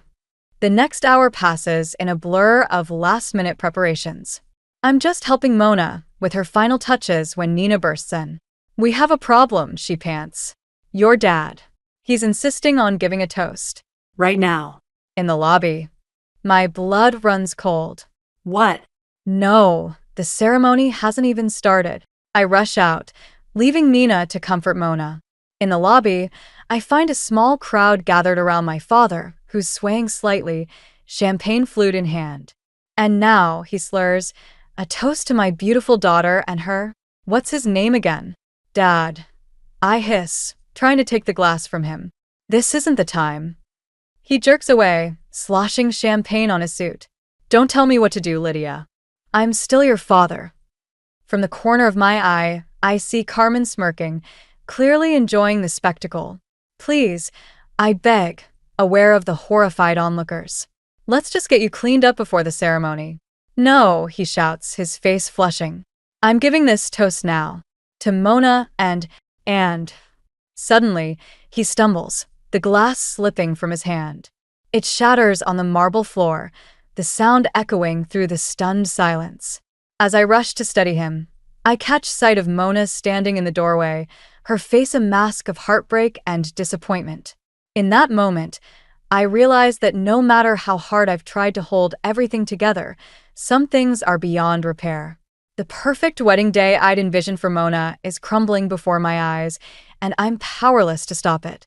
The day after Mona's wedding, I sit in my apartment, surrounded by the wreckage of what should have been a joyous occasion. Discarded flower arrangements and half-empty champagne bottles mock me from every surface. My phone buzzes incessantly, but I can't bring myself to answer. I know it's Mona, probably calling to tell me she's leaving for her honeymoon. How can I face her after what happened? The memory of Dad stumbling down the aisle, reeking of alcohol, plays on repeat in my mind. Mona's face, a mixture of heartbreak and resignation, as Ben's family whispered and pointed. And through it all, Carmen's smug smile, as if she'd orchestrated the whole disaster. A knock at the door startles me from my reverie. It's Ethan, concern etched on his face. Lydia, he says softly, pulling me into an embrace. You can't keep hiding in here. I bury my face in his chest, finally letting the tears flow. I failed them, Ethan. I promised Mona everything would be perfect, and instead... Hey, He pulls back, cupping my face. You did everything you could. This isn't your fault. But his words do little to ease the guilt gnawing at my insides. I move to the window, staring out at the city below. Have you talked to your dad? Ethan asks, joining me. I shake my head. I can't. Not yet. I'm afraid of what I might say. As if on cue, my phone rings again. This time, it's Dad's number flashing on the screen. I hesitate, then answer. Lydia? His voice is rough, heavy with remorse. Sweetheart, I'm so sorry. I don't know what happened. I thought I could handle it. But dash. Stop. I cut him off, anger suddenly flaring. You promised, Dad. You looked me in the eye and swore you'd stay sober for Mona's wedding. Do you have any idea what you've done? There's a long pause. When he speaks again, his voice is small. I know I messed up, but Carmen, she dash. Don't you dare blame this on her. I snap, even though I know she played a part. This was your choice. Your weakness.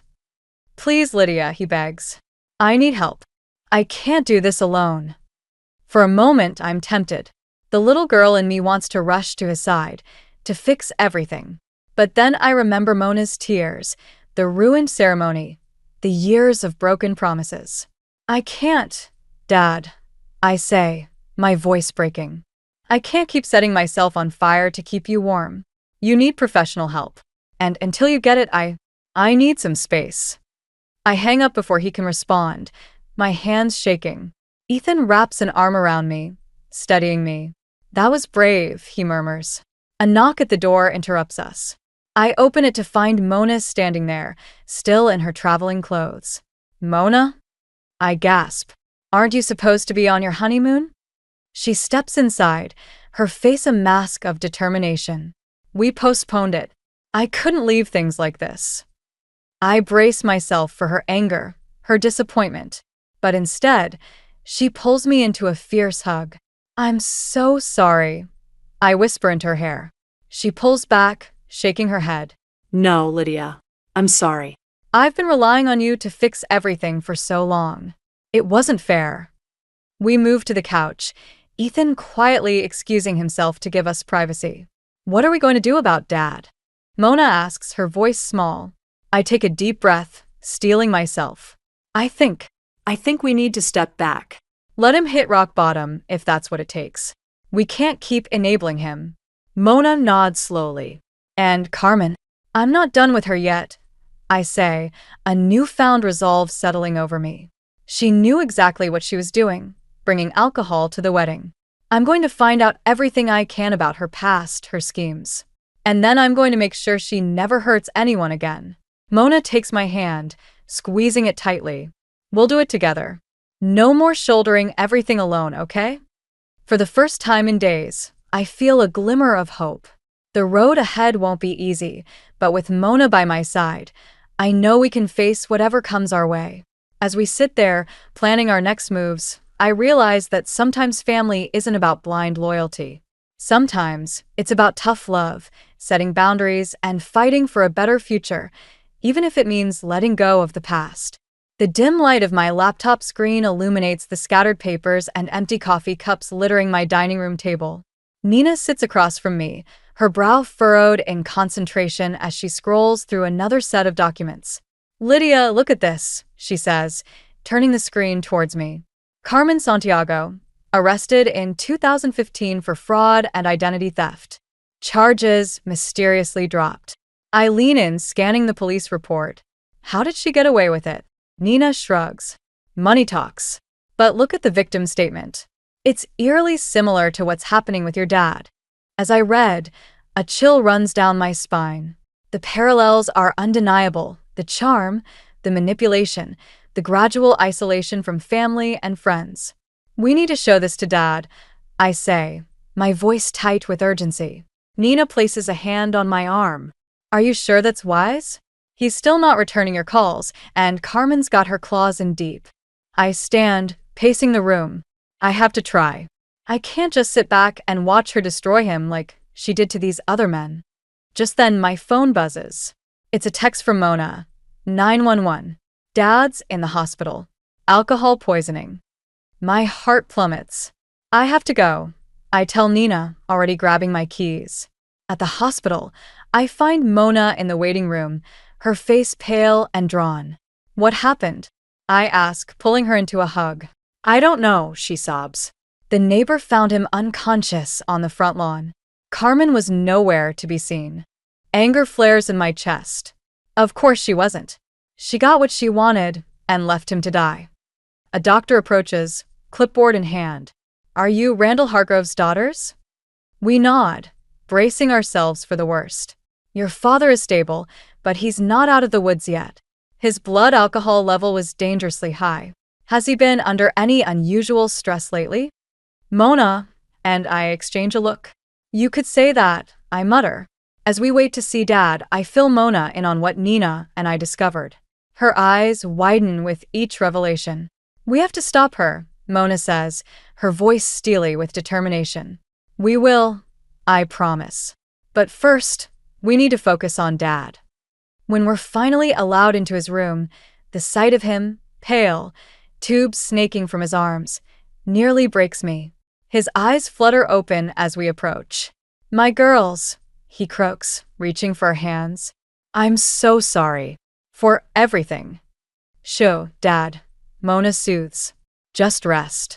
But he shakes his head weakly. No, I need to say this. You were right about Carmen. She took everything. The house, the savings, even your mother's jewelry. Rage boils in my veins. We'll get it back, Dad. I promise. He squeezes my hand. No, Lydia. Let it go. I don't want you girls mixed up in this. I've caused enough pain. Dad, I start, but he cuts me off. Please. Can you forgive me? The vulnerability in his eyes, so unlike the proud man I grew up with, breaks something loose inside me.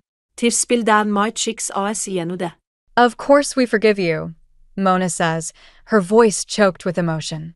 As we sit with Dad, a plan begins to form in my mind. Carmen may think she's won, but she has no idea who she's dealing with. Outside the hospital room, I pull Mona aside. I need you to stay with Dad. There's something I have to do. She searches my face, understanding dawning in her eyes. Be careful, Lydia. Carmen's dangerous. I nod, a grim smile playing at my lips. So am I. As I drive to Dad's house, Carmen's house now, I steel myself for the confrontation ahead. This ends today one way or another. I park across the street, watching as Carmen loads suitcases into her car. She's running, just as I suspected. Taking a deep breath, I step out of my car. Going somewhere, Carmen? I call out. She freezes, then slowly turns to face me. Her usual mask of charm slips, revealing the cold, calculating woman beneath. Lydia, she purrs, but I can hear the tension in her voice. How's your father? Such a tragedy. I take a step closer, my voice low and dangerous. Cut the act. I know everything, and you're going to give it all back, or I swear to God, I'll make you regret the day you ever heard the name Hargrove. Carmen's eyes narrow, assessing me. For a moment, I see a flicker of fear. Then, she smiles, all teeth and no warmth. Oh, sweetheart, she says. You have no idea what you're up against. And just like that, I know, this is war. The morning sun filters through the blinds of Dad's hospital room, casting a warm glow on his pale face. I sit by his bedside, watching the steady rise and fall of his chest, a stark contrast to the chaos of the past few weeks. Lydia? His voice is weak, but his eyes are clearer than I've seen in months. What happened with Carmen? I take a deep breath, steeling myself for the conversation ahead. She's gone, Dad. For good this time. His brow furrows. What do you mean? I hesitate, unsure how much to reveal. But as I look at him, vulnerable, yet finally free from Carmen's influence, I decide he deserves the whole truth. After you were admitted, I confronted her. I begin, watching his reaction carefully. She was trying to leave town with everything she'd taken from you. But I wasn't about to let that happen. Dad's eyes widen. Lydia, you didn't. I didn't do anything illegal, I assure him quickly. But I did call in every favor I had.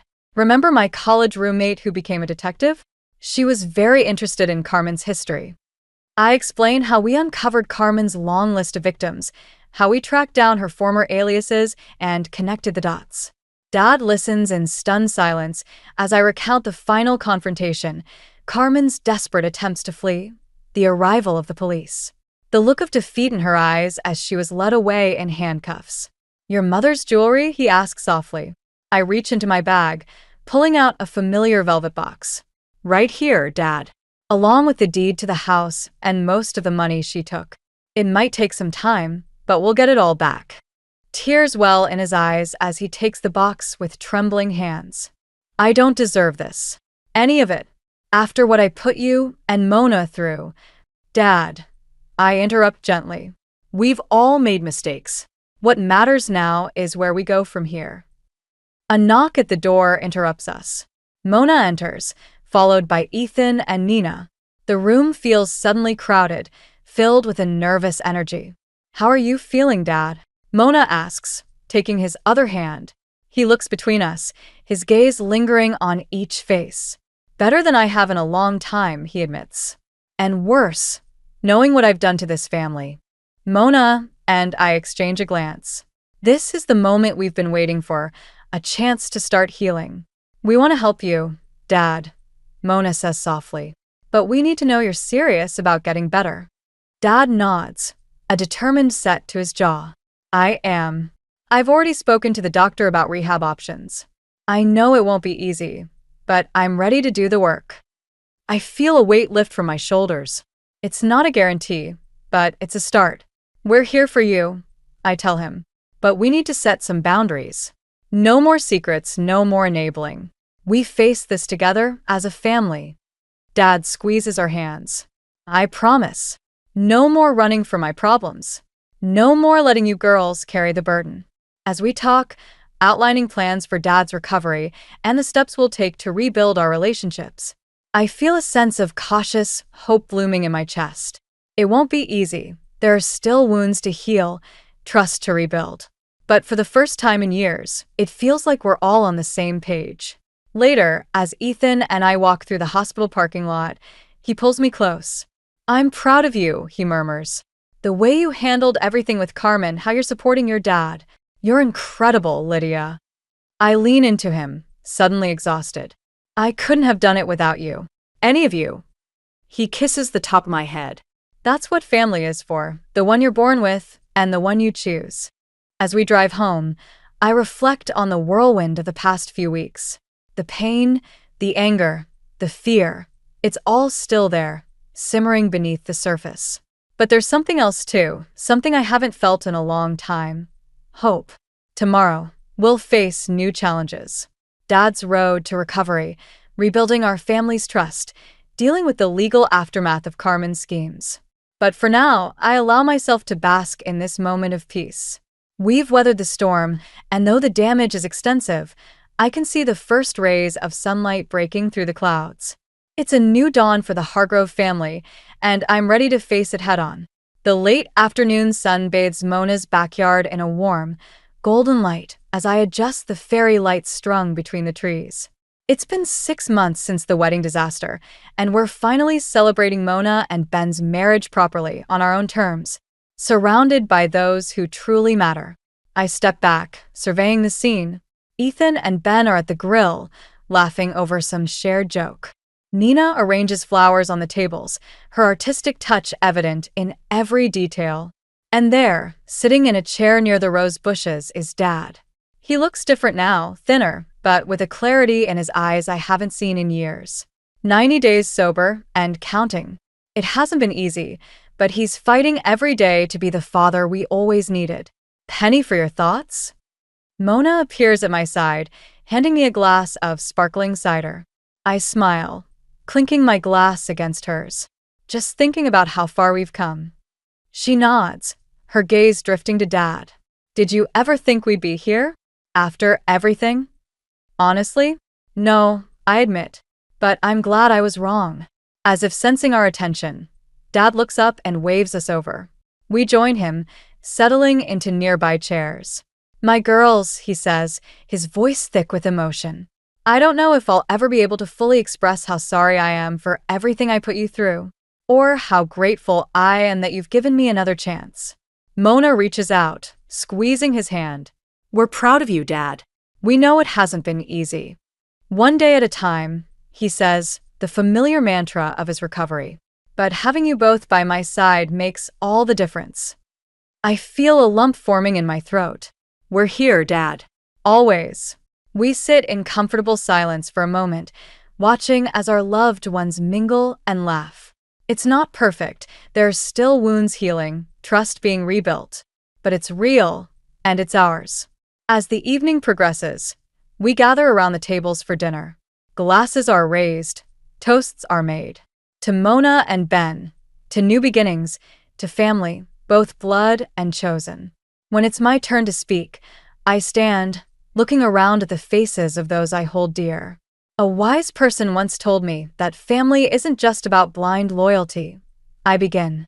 It's about tough love, setting boundaries, and fighting for a better future, even if it means letting go of the past.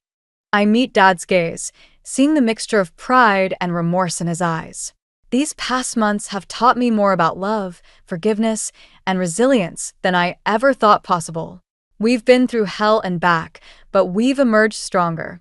Not because we're perfect, but because we're committed to growing, to healing, to choosing each other every single day. I raise my glass. To the Hargroves, past, present, and future. May we always remember that it's never too late for a new beginning. As cheers erupt around the table, I feel Ethan's arm slip around my waist. He presses a kiss to my temple. That was beautiful, he murmurs. Later, as the party winds down and guests begin to leave, I find myself alone on the porch swing. The night air is cool, filled with the scent of jasmine and the distant sound of crickets. Mona joins me, resting her head on my shoulder. Thank you, she says softly. For everything. I don't know how I would have gotten through all this without you. I wrap an arm around her. That's what big sisters are for. We sit in companionable silence, watching as Dad helps Ben and Ethan clean up. There's an ease to their interactions now, a sense of genuine connection that warms my heart. Do you think we'll be okay? Mona asks, her voice barely above a whisper. I consider her question, thinking of all we've endured and overcome. The pain, the betrayals, the long road to healing. But also the laughter, the support, the unwavering love that's seen us through. Yeah, I say, squeezing her shoulder. I think we will be. It won't always be easy, but we've got each other. And that's what matters most.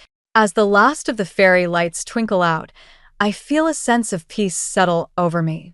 Our family isn't perfect. It's messy, complicated, and still healing. But it's ours. And for the first time in a long time, I'm excited to see what the future holds. Because no matter what comes our way, I know we'll face it together, stronger, wiser, and more resilient than ever before. My name is Cheryl Whitman, and I've spent my entire life being invisible. Tonight was supposed to change that. I stood alone in the corner of the gallery, my fingers wrapped tightly around a glass of cheap champagne. The white walls were adorned with my restored paintings, each one a testament to countless hours of painstaking work. But the room was nearly empty, save for a few wandering art enthusiasts who barely glanced my way. My phone buzzed. Another notification. I unlocked the screen to see my family's group chat exploding with congratulations and heart emojis. For a split second, my heart leapt. Had they remembered? But no. It was another post about Jasper's latest touchdown. I scrolled through the messages, my stomach sinking with each one. Way to go, champ. Dad wrote. That's our boy. Mom chimed in. Even Felix, Jasper's twin, had posted a video of himself cheering from the stands. I took a long swig of champagne, wincing at its bitterness. Of course they'd forgotten. Why would tonight be any different? Excuse me, a voice said, startling me from my thoughts. Are you the artist? I turned to see an elderly woman peering at me through thick glasses. Oh, not exactly. I'm the restorer. I bring old paintings back to life. Fascinating, she said, her eyes lighting up. It must take incredible skill. I smiled, warmth spreading through my chest. It does. Each piece is like a puzzle, figuring out the original artist's technique, matching colors perfectly. Cheryl? My phone lit up with an incoming video call. Mom's face appeared on the screen, Jasper's arm slung around her shoulder. Oh, good, you picked up. We wanted to share the moment with you. Jasper just scored the winning touchdown. I forced a smile. That's great, Mom. Congratulations, Jasper. Thanks, sis. Jasper's grin was wide and carefree. Wish you could have been here. I bit back a retort. Of course, I couldn't be there. I was at my own event, the one I told them about weeks ago. So, what are you up to tonight? Mom asked, her tone casual. The elderly woman was still standing nearby, listening curiously. I took a deep breath. Actually, Mom, I'm at my art exhibit, the one I've been working on for months. Remember? There was a pause. Mom's smile faltered for just a moment. Oh, Right, of course. That's tonight. Yes, Mom. Tonight. Well, that's wonderful, dear, she said, her voice overly bright. I'm sure it's lovely. We'll have to stop by next time. Next time? I echoed, my voice hollow. Anyway, we should go. There's a celebration dinner for Jasper. Love you. The call ended abruptly. I stared at the blank screen, fighting back tears. Family can be difficult, the elderly woman said softly. I let out a bitter laugh. You have no idea. She patted my arm gently. Don't let their blindness dim your light, dear. Your work is extraordinary. As she walked away, I downed the rest of my champagne. The bubbles burned my throat, but it was nothing compared to the ache in my chest. I looked around the gallery, at the fruits of my labor that my own family couldn't be bothered to see. In that moment, something inside me snapped. I was done being the forgotten daughter, the invisible sister. If they couldn't see me, I'd make damn sure they felt my absence. I pulled out my phone and opened the family chat. My thumbs hovered over the keys for just a moment before I typed. Congratulations, Jasper. Hope you all enjoy the celebration. don't worry about me. I won't be around to disappoint you anymore. With a deep breath, I hit send and then blocked every number. It was time to write my own story, one where I was finally the main character. The next morning, I woke with a pounding headache and a hollow feeling in my chest. My phone lay silent on the nightstand, a stark reminder of my impulsive decision. Part of me wanted to take it all back, to apologize and pretend everything was fine. But I knew I couldn't. Not this time. I dragged myself out of bed and headed to the museum, hoping work would provide a much-needed distraction. The quiet halls and familiar scent of oil paints welcomed me like an old friend. I lost myself in the delicate work of restoring a faded landscape, carefully bringing each brushstroke back to life. Excuse me, a voice interrupted my concentration. I was told I could find Cheryl Whitman here. I looked up to see a man with tousled dark hair and warm brown eyes. He held a guitar case in one hand and a crumpled flyer in the other. That's me, I said, setting down my brush. Can I help you? He grinned, extending his hand. I'm Elliot. I saw your exhibit last night. It was incredible. My heart skipped a beat. Someone had actually noticed. You were there? I didn't see you. I came late, he admitted. But I couldn't stop thinking about your work. The way you breathe new life into forgotten masterpieces. It's like magic. I felt a blush creeping up my cheeks. Thank you. That means a lot. Elliot's eyes sparkled with genuine enthusiasm. Your art speaks volumes. It's like you're restoring more than just the paintings. For a moment, I was speechless. No one had ever described my work that way before. Thank you, I managed. That's exactly what I try to do. He nodded, then gestured to his guitar case. I'm a musician myself. I was wondering if you'd be interested in collaborating on a project. Your visual art, my music, I think we could create something really special. I hesitated. Collaborating with a stranger seemed risky, especially given my current emotional state. But there was something about Elliot's earnest expression that made me want to trust him. I'd like that, I found myself saying. Why don't we grab coffee and discuss it? As we sat in a nearby cafe, Elliot's passion for his craft was infectious. He spoke of melodies and harmonies the way I thought about color and texture. For the first time in years, I felt truly seen and understood. So, what inspired you to become an art restorer? Elliot asked, sipping his latte. I paused, memories of childhood disappointments flooding back. I've always loved bringing beauty back into the world, I said carefully. Sometimes things get overlooked or forgotten, but that doesn't mean they're not valuable. Elliot's gaze softened. Sounds like there's a story there. I took a deep breath, surprised to find myself opening up. My family, they've never really understood my work. Or me, for that matter. Last night was supposed to be my big moment, but they couldn't even be bothered to show up. That must have hurt, Elliot said gently. I nodded, blinking back unexpected tears. It did. But you know what? I'm done letting their opinions define me. I blocked them all last night. It's time I focus on my own happiness. Elliot reached across the table, squeezing my hand. Good for you. It takes courage to stand up for yourself like that. His touch sent a jolt of electricity through me. I looked into his eyes and saw not pity, but admiration and understanding. In that moment, I felt a spark of something I hadn't experienced in a long time. Hope. As we continued talking, making plans for our collaboration, I realized that this chance meeting might be the beginning of something truly special. For the first time in years, I felt seen, appreciated, and excited about the future. Walking home that evening, I felt lighter than I had in ages. My family's absence still stung, but it no longer felt like a gaping wound. Instead, I was filled with a quiet determination. I would build a life filled with people who truly valued me, starting with Elliot. I smiled to myself, thinking of the blank canvas waiting in my studio. It was time to start painting my own masterpiece. 6 months flew by in a whirlwind of creativity and newfound happiness.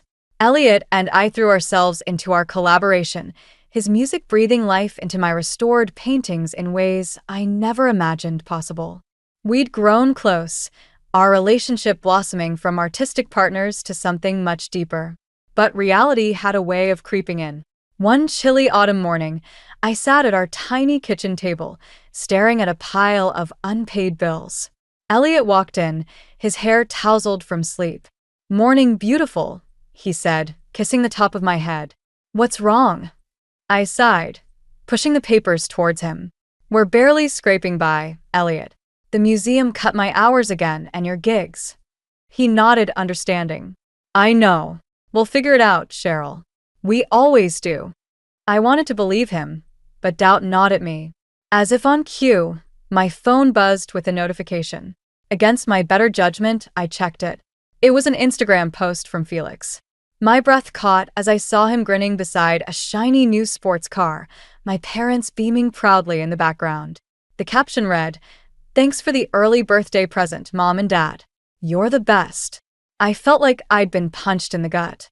They bought Felix a car for his birthday. I told Elliot, trying to mask my hurt. Meanwhile, we can barely afford groceries. Elliot's face darkened. "That's not fair, Cheryl. You work just as hard as your brothers." "Harder," I muttered. "But it doesn't matter. Nothing I do will ever be good enough for them." Elliot pulled me into a hug. "You're more than good enough. Your family just can't see it." I clung to him, fighting back tears. I thought cutting them off would make it easier. But sometimes, I still wish they could see me. Really see me. "I see you," Elliot said softly. "And I love every part of you." His words warmed my heart, but the ache remained. I pulled away, determination setting in. I need to confront them, once and for all. Elliot looked concerned. "Are you sure? You don't owe them anything." "I owe it to myself," I said firmly. "I can't move forward until I face this." He nodded, understanding. "Do you want me to come with you?" I shook my head. "No, this is something I need to do alone." The drive to my parents' house felt surreal. I hadn't been here in months, not since that disastrous night at the gallery. As I pulled into the driveway, memories flooded back. Years of feeling invisible, of striving for approval that never came. I took a deep breath and rang the doorbell. My mother answered, her surprise evident. Cheryl, what are you doing here? We need to talk, Mom, I said, my voice steadier than I felt. She hesitated, then stepped aside to let me in.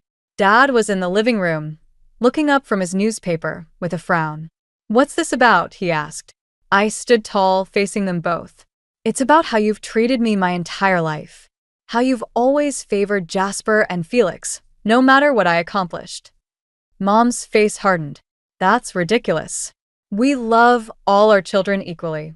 Do you? I challenged. Then why can't you support my dreams the way you support theirs? Why do they get lavish gifts while I struggle to make ends meet? Dad's frown deepened. Your brothers have practical careers, Cheryl. We're just trying to set you up for success. By tearing me down? I shot back. By dismissing everything I'm passionate about? We just want what's best for you, Mom insisted. That Elliot, he can't provide for you the way a husband should. Anger flared in my chest. Elliot sees me for who I am. He supports my dreams. That's worth more than any amount of money. You need someone who can support you, not another artist, Mom remarked coldly. Something inside me snapped. No, what I need is parents who love me unconditionally, who celebrate my accomplishments instead of constantly comparing me to my brothers. But I see now that I'll never have that from you. I turned to leave, my heart pounding. At the door, I paused, looking back at their stunned faces. I'm done trying to earn your approval. From now on, I'm living for myself. As I walked out, I felt a weight lift from my shoulders. The road ahead might be uncertain, but for the first time in my life, I was truly free. I drove home from my parents' house in a daze, my hands shaking on the steering wheel. The confrontation had left me emotionally raw, but underneath the pain, I felt a glimmer of something new. Freedom. Elliot was waiting for me when I got home, his face etched with concern. How did it go?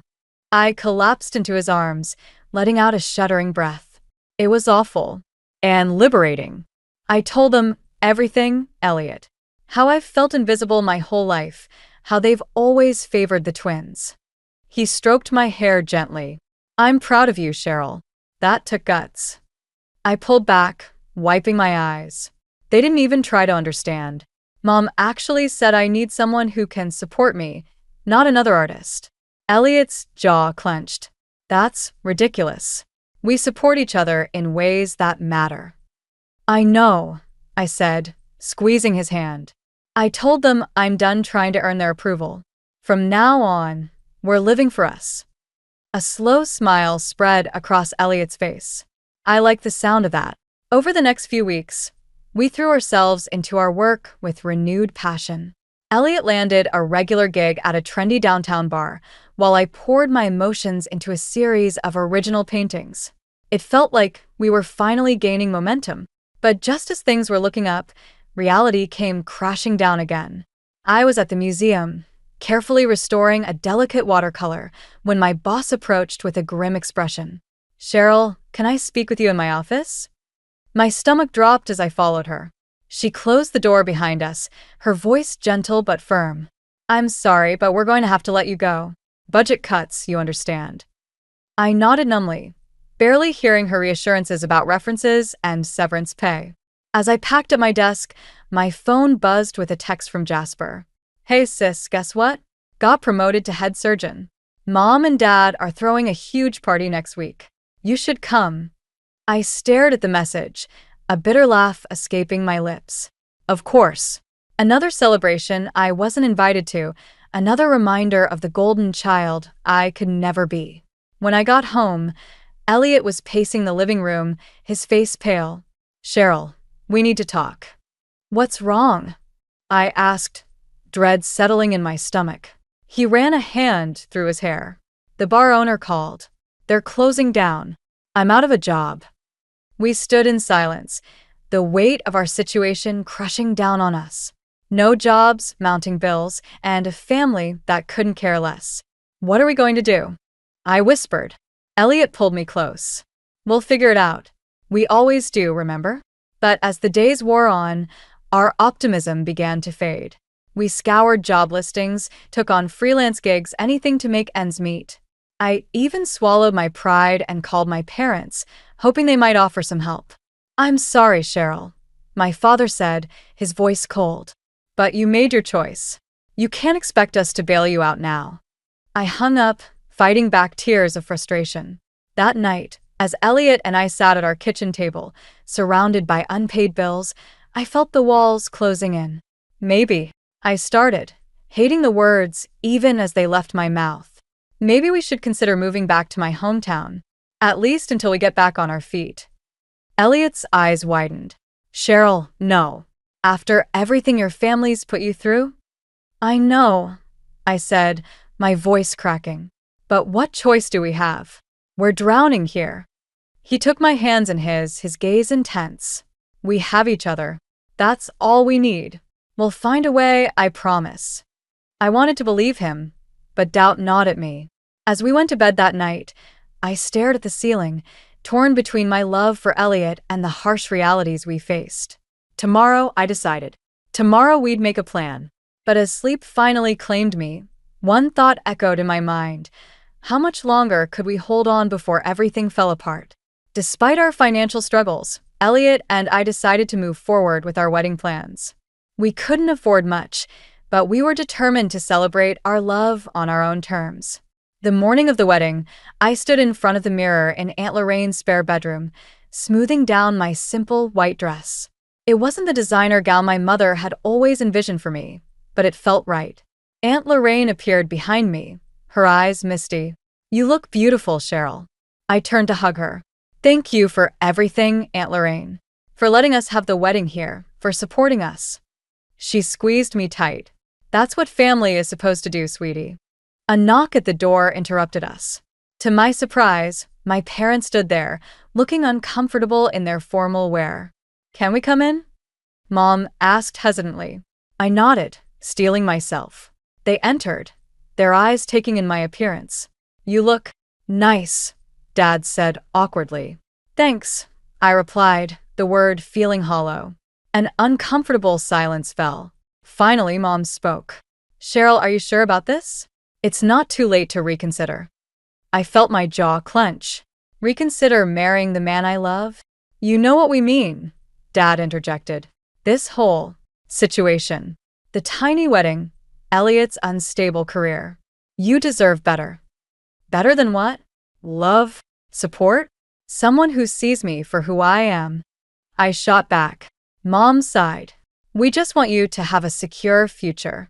"My future is with Elliot," I said firmly. "If you can't accept that, maybe you shouldn't be here." They exchanged a look, then nodded stiffly. "We'll see you at the ceremony," Dad said as they left. I took a deep breath, fighting back tears. Aunt Lorraine squeezed my shoulder. "Don't let them ruin your day, honey. This is about you and Elliot." The ceremony was small but beautiful, held in Aunt Lorraine's backyard. As I walked down the makeshift aisle, I saw Elliot beaming at me, his eyes filled with love. In that moment, all my doubts melted away. Our vows were simple but heartfelt. "Cheryl," Elliot said, his voice thick with emotion, "you've shown me what it means to truly be seen and loved. I promise to stand by you, to support your dreams, and to remind you every day how amazing you are." Tears streamed down my face as I replied, "Elliot, you've given me the strength to be myself. I promise to love you fiercely, to face whatever challenges come our way together, and to never let you forget how much you're valued." As we shared our first kiss as husband and wife, I caught sight of my parents in the small crowd. Their expressions were unreadable, a mix of resignation and something else I couldn't quite place. At the modest reception, I overheard my father talking to Jasper. "It's not what we imagined for you," he commented, glancing around the modest venue. I felt a flash of anger, but before I could respond, a familiar voice cut in. "I think it's perfect," Grandma Mabel said, appearing at my side. "It's a celebration of love, not a show of wealth." She turned to me, her eyes twinkling. "Cheryl, dear, I have something for you." From her purse, she pulled out a small velvet box. Inside was a stunning antique necklace, delicate gold filigree surrounding a deep blue sapphire. "This has been in our family for generations," Grandma Mabel explained. "I've always planned to give it to the grandchild who truly understood the value of family." "That's you, Cheryl." As she fastened the necklace around my neck, I felt a wave of emotion wash over me. This was more than just a piece of jewelry. It was a symbol of acceptance and love. "Thank you, Grandma," I whispered, hugging her tightly. As the reception continued, I caught my mother eyeing the necklace with a mix of surprise and something that looked almost like jealousy. But I pushed those thoughts aside. Today wasn't about them. It was about Elliot and me and the life we were building together. As we danced under the twinkling lights, I felt a sense of peace settle over me. Whatever challenges lay ahead, we would face them together, surrounded by the people who truly loved us for who we were. 3 months after our wedding, Grandma Mabel insisted on hosting a family gathering to celebrate her 80th birthday.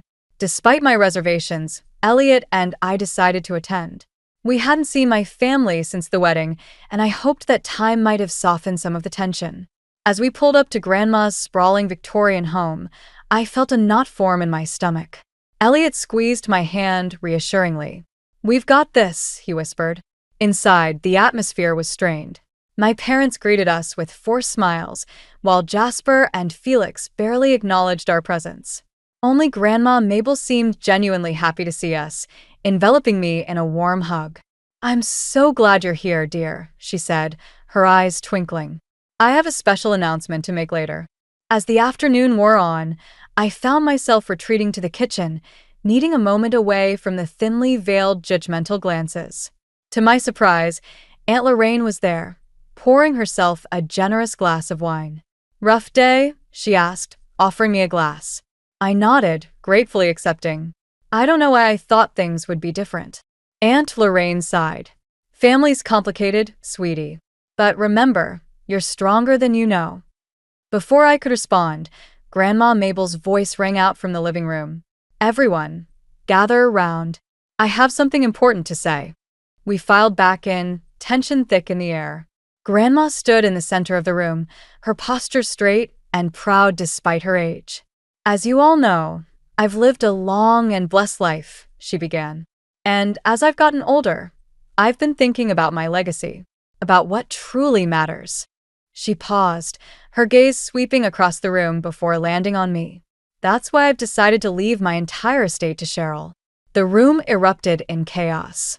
My parents gasped, Jasper knocked over a vase in shock, and Felix's face turned an alarming shade of red. "What?" Felix sputtered. "That's not fair. We're family too." Grandma Mabel held up a hand, silencing the room.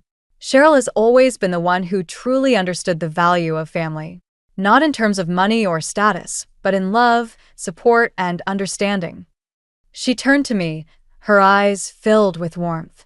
"You've always been there for me, dear, even when it wasn't easy. You've shown resilience and grace in the face of adversity. You've built a life based on love and passion, not expectations and materialism." I felt tears welling up in my eyes, overwhelmed by her words. Elliot's arm tightened around my waist, a silent pillar of support. "This is ridiculous," Jasper interjected. "She must have manipulated you somehow." Grandma's eyes flashed with anger. "I may be old, Jasper, but I'm not senile. This is my decision and it's final." My mother stepped forward, her voice trembling. "Mom, please. Think about what you're doing. Cheryl doesn't need Dash." "Doesn't need what, Evelyn?" Grandma cut her off. "The support you've never given her? The recognition of her worth that you've always denied her." The room fell silent, the weight of years of unspoken resentment hanging heavy in the air. I found my voice at last. "Grandma, I don't know what to say." "Thank you doesn't seem enough." She smiled, taking my hands in hers. "You don't need to say anything, dear. Just promise me you'll use this to build the life you've always dreamed of. The life you deserve." As I nodded, tears streaming down my face, I caught sight of my brothers. Their expressions were a mix of shock, anger, and something that looked almost like regret. My father cleared his throat. "Mabel, surely we can discuss this. There must be a more equitable solution." Grandma's voice was steel. There's nothing to discuss, Martin. My mind is made up. As the reality of the situation sank in, I could feel the shift in the room. The looks directed at me changed from dismissal to barely concealed resentment. I knew that this moment, while validating, would irrevocably change my relationship with my family. Elliot's voice was low in my ear. We should go. I nodded, suddenly feeling suffocated by the tension.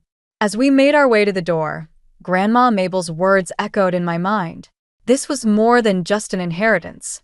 It was a chance to rewrite my story, to build a life free from the shadows of my past. But as we drove away, I couldn't shake the feeling that this was just the beginning of a storm that had been brewing for years. The days following Grandma Mabel's announcement were a whirlwind of emotions and tense phone calls. I'd barely had time to process the enormity of her gift when my parents demanded a family meeting at their house. As Elliot and I pulled into the driveway, I felt a sense of dread settling in my stomach. Maybe this wasn't such a good idea, I murmured. Elliot squeezed my hand. We'll face this together. Remember, you've done nothing wrong. The moment we stepped inside, the tension was palpable. My parents sat stiffly on the couch, while Jasper and Felix paced the room like caged animals. Sit down, my father commanded, his voice cold. I took a deep breath and sat, Elliot a steady presence beside me. This has to stop, Cheryl, my mother began, her voice trembling with barely contained anger. You need to renounce the inheritance. It's not fair to your brothers. I felt a flash of indignation. Not fair? When has anything ever been fair in this family? Felix slammed his hand on the coffee table. This isn't fair, Cheryl, he argued, his entitlement clear. We deserve it just as much as you. Deserve it. I shot back, years of pent-up frustration bubbling to the surface. What exactly have you done to deserve it, besides being the golden children who could do no wrong? Jasper stepped forward, his face red. That's rich coming from you. Always playing the victim, never taking responsibility for your own failures. Failures? Elliot interjected, his voice sharp. Cheryl is incredibly talented and hardworking. Just because her success doesn't fit your narrow definition dash. Stay out of this, my father snapped. This is a family matter. I stood up, anger coursing through me. Elliot is my family, the only one who's truly supported me. My mother's eyes filled with tears. How can you say that? We've always wanted what's best for you. No, I said, my voice steady. You've always wanted what you thought was best for me. You never bothered to ask what I wanted, what would make me happy. And this makes you happy? Jasper sneered, taking advantage of Grandma's senility. I felt my hands clench into fists. How dare you? Grandma is of sound mind, and she made this decision because she sees me for who I am. Something none of you have ever bothered to do. Enough, my father roared. Cheryl, you will renounce this inheritance, or you'll no longer be welcome in this family. The room fell silent, the weight of his ultimatum hanging heavy in the air. I looked around at the faces of my family, the people who were supposed to love me unconditionally, and saw only anger, resentment, and greed. In that moment, something inside me shifted. The last threads of hope I'd been clinging to, that someday they might see me, might value me, snapped. No, I said, my voice quiet but firm. What did you say? My mother gasped. I straightened my spine, meeting each of their gazes in turn. I said no. I won't renounce the inheritance. Grandma made her decision, and I'm honoring it. Felix lunged forward, but Elliot stepped between us. Back off, he warned. You ungrateful little dash, Jasper started, but I cut him off. I'm done, I said, surprising myself with how calm I felt. I'm done trying to earn your love, your approval. I'm done dimming my light to make you comfortable. This inheritance isn't just about money. It's about recognizing my worth, something you've never been able to do. I turned to my parents, seeing the shock on their faces. You said I wouldn't be welcome in this family if I didn't renounce the inheritance. Well, let me make it easy for you. I don't want to be part of a family that only values me when I'm giving them something. I took Elliot's hand, drawing strength from his presence. We're leaving now. Don't try to contact us. As we walked out the door, I heard my mother's sobs and my father's angry shouts. But for the first time in my life, I didn't feel guilty. I felt free. In the car, Elliot turned to me, his eyes filled with concern and pride. Are you okay? I took a deep breath, feeling lighter than I had in years. You know what? I think I am. For the first time, I'm really okay. As we drove away from my childhood home, I realized that this wasn't just an ending. It was a beginning, a chance to build a life filled with love, respect, and true family, the kind that sees you for who you really are. 2 years after the explosive confrontation with my family, Elliot and I stood hand in hand on the balcony of our new home. The sun was setting, casting a warm glow over the bustling art district below. It was a far cry from the cramped apartment we'd shared when we first got married. Can you believe it? Elliot whispered, squeezing my hand. We did it, Cheryl. We built this together. I leaned into him, feeling a sense of peace I'd never known before. It's more than I ever dreamed possible. The inheritance from Grandma Mabel had been a turning point, but it wasn't just about the money. It was the validation, the recognition of my worth that had given me the strength to pursue my passions without fear or guilt. We'd used the funds to open a small gallery, showcasing both my restored artworks and Elliot's music. It had been a risk, but one that paid off beyond our wildest expectations. People were drawn to the unique combination of visual and auditory art, and soon we'd gained a reputation as innovators in the local art scene. As we gazed out at the city, I thought about how far we'd come. The struggles, the doubts, the painful severing of toxic family ties. It had all led us here. Cheryl? Elliot's voice pulled me from my thoughts. There's something I want to show you. He led me back inside to his music room, where a canvas stood covered in the corner. With a flourish, he pulled off the cloth, revealing a stunning portrait of me. But it wasn't just me as I was now. The painting showed different versions of myself at various ages, from a wide-eyed child to the woman I'd become. Each version was emerging from shadows into light, growing stronger and more vibrant.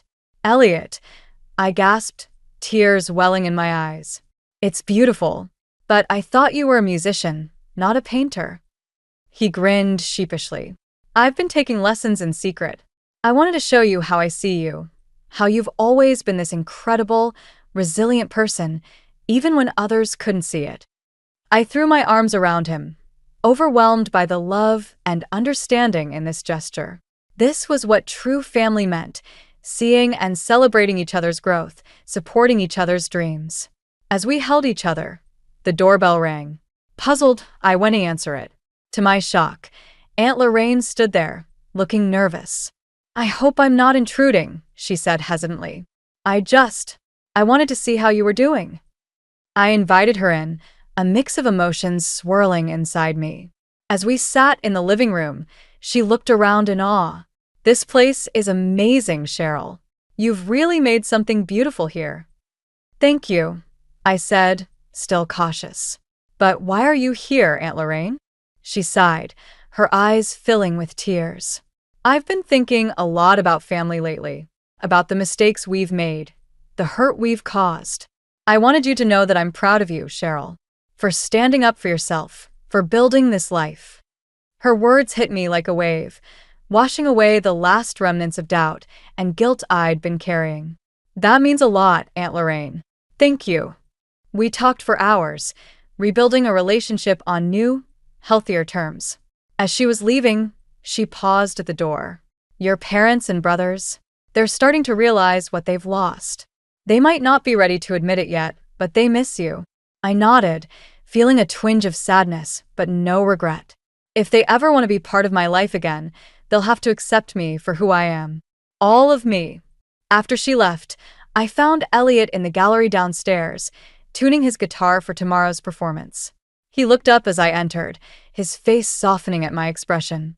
You okay? He asked. I smiled, feeling lighter than I had in years. More than okay. I'm happy, Elliot. Truly, deeply happy. He set down his guitar and pulled me close. That's all I've ever wanted for you, love. As we stood there, Surrounded by the art we'd created together, I realized that this was the family I'd always longed for. One built on love, respect, and mutual support. The road hadn't been easy, but every struggle had led me here, to this moment of pure contentment. I may have started this journey as the forgotten daughter, but I'd emerged as something far greater, a woman who had found her voice, her passion, and her true family. And that was worth more than any inheritance could ever be.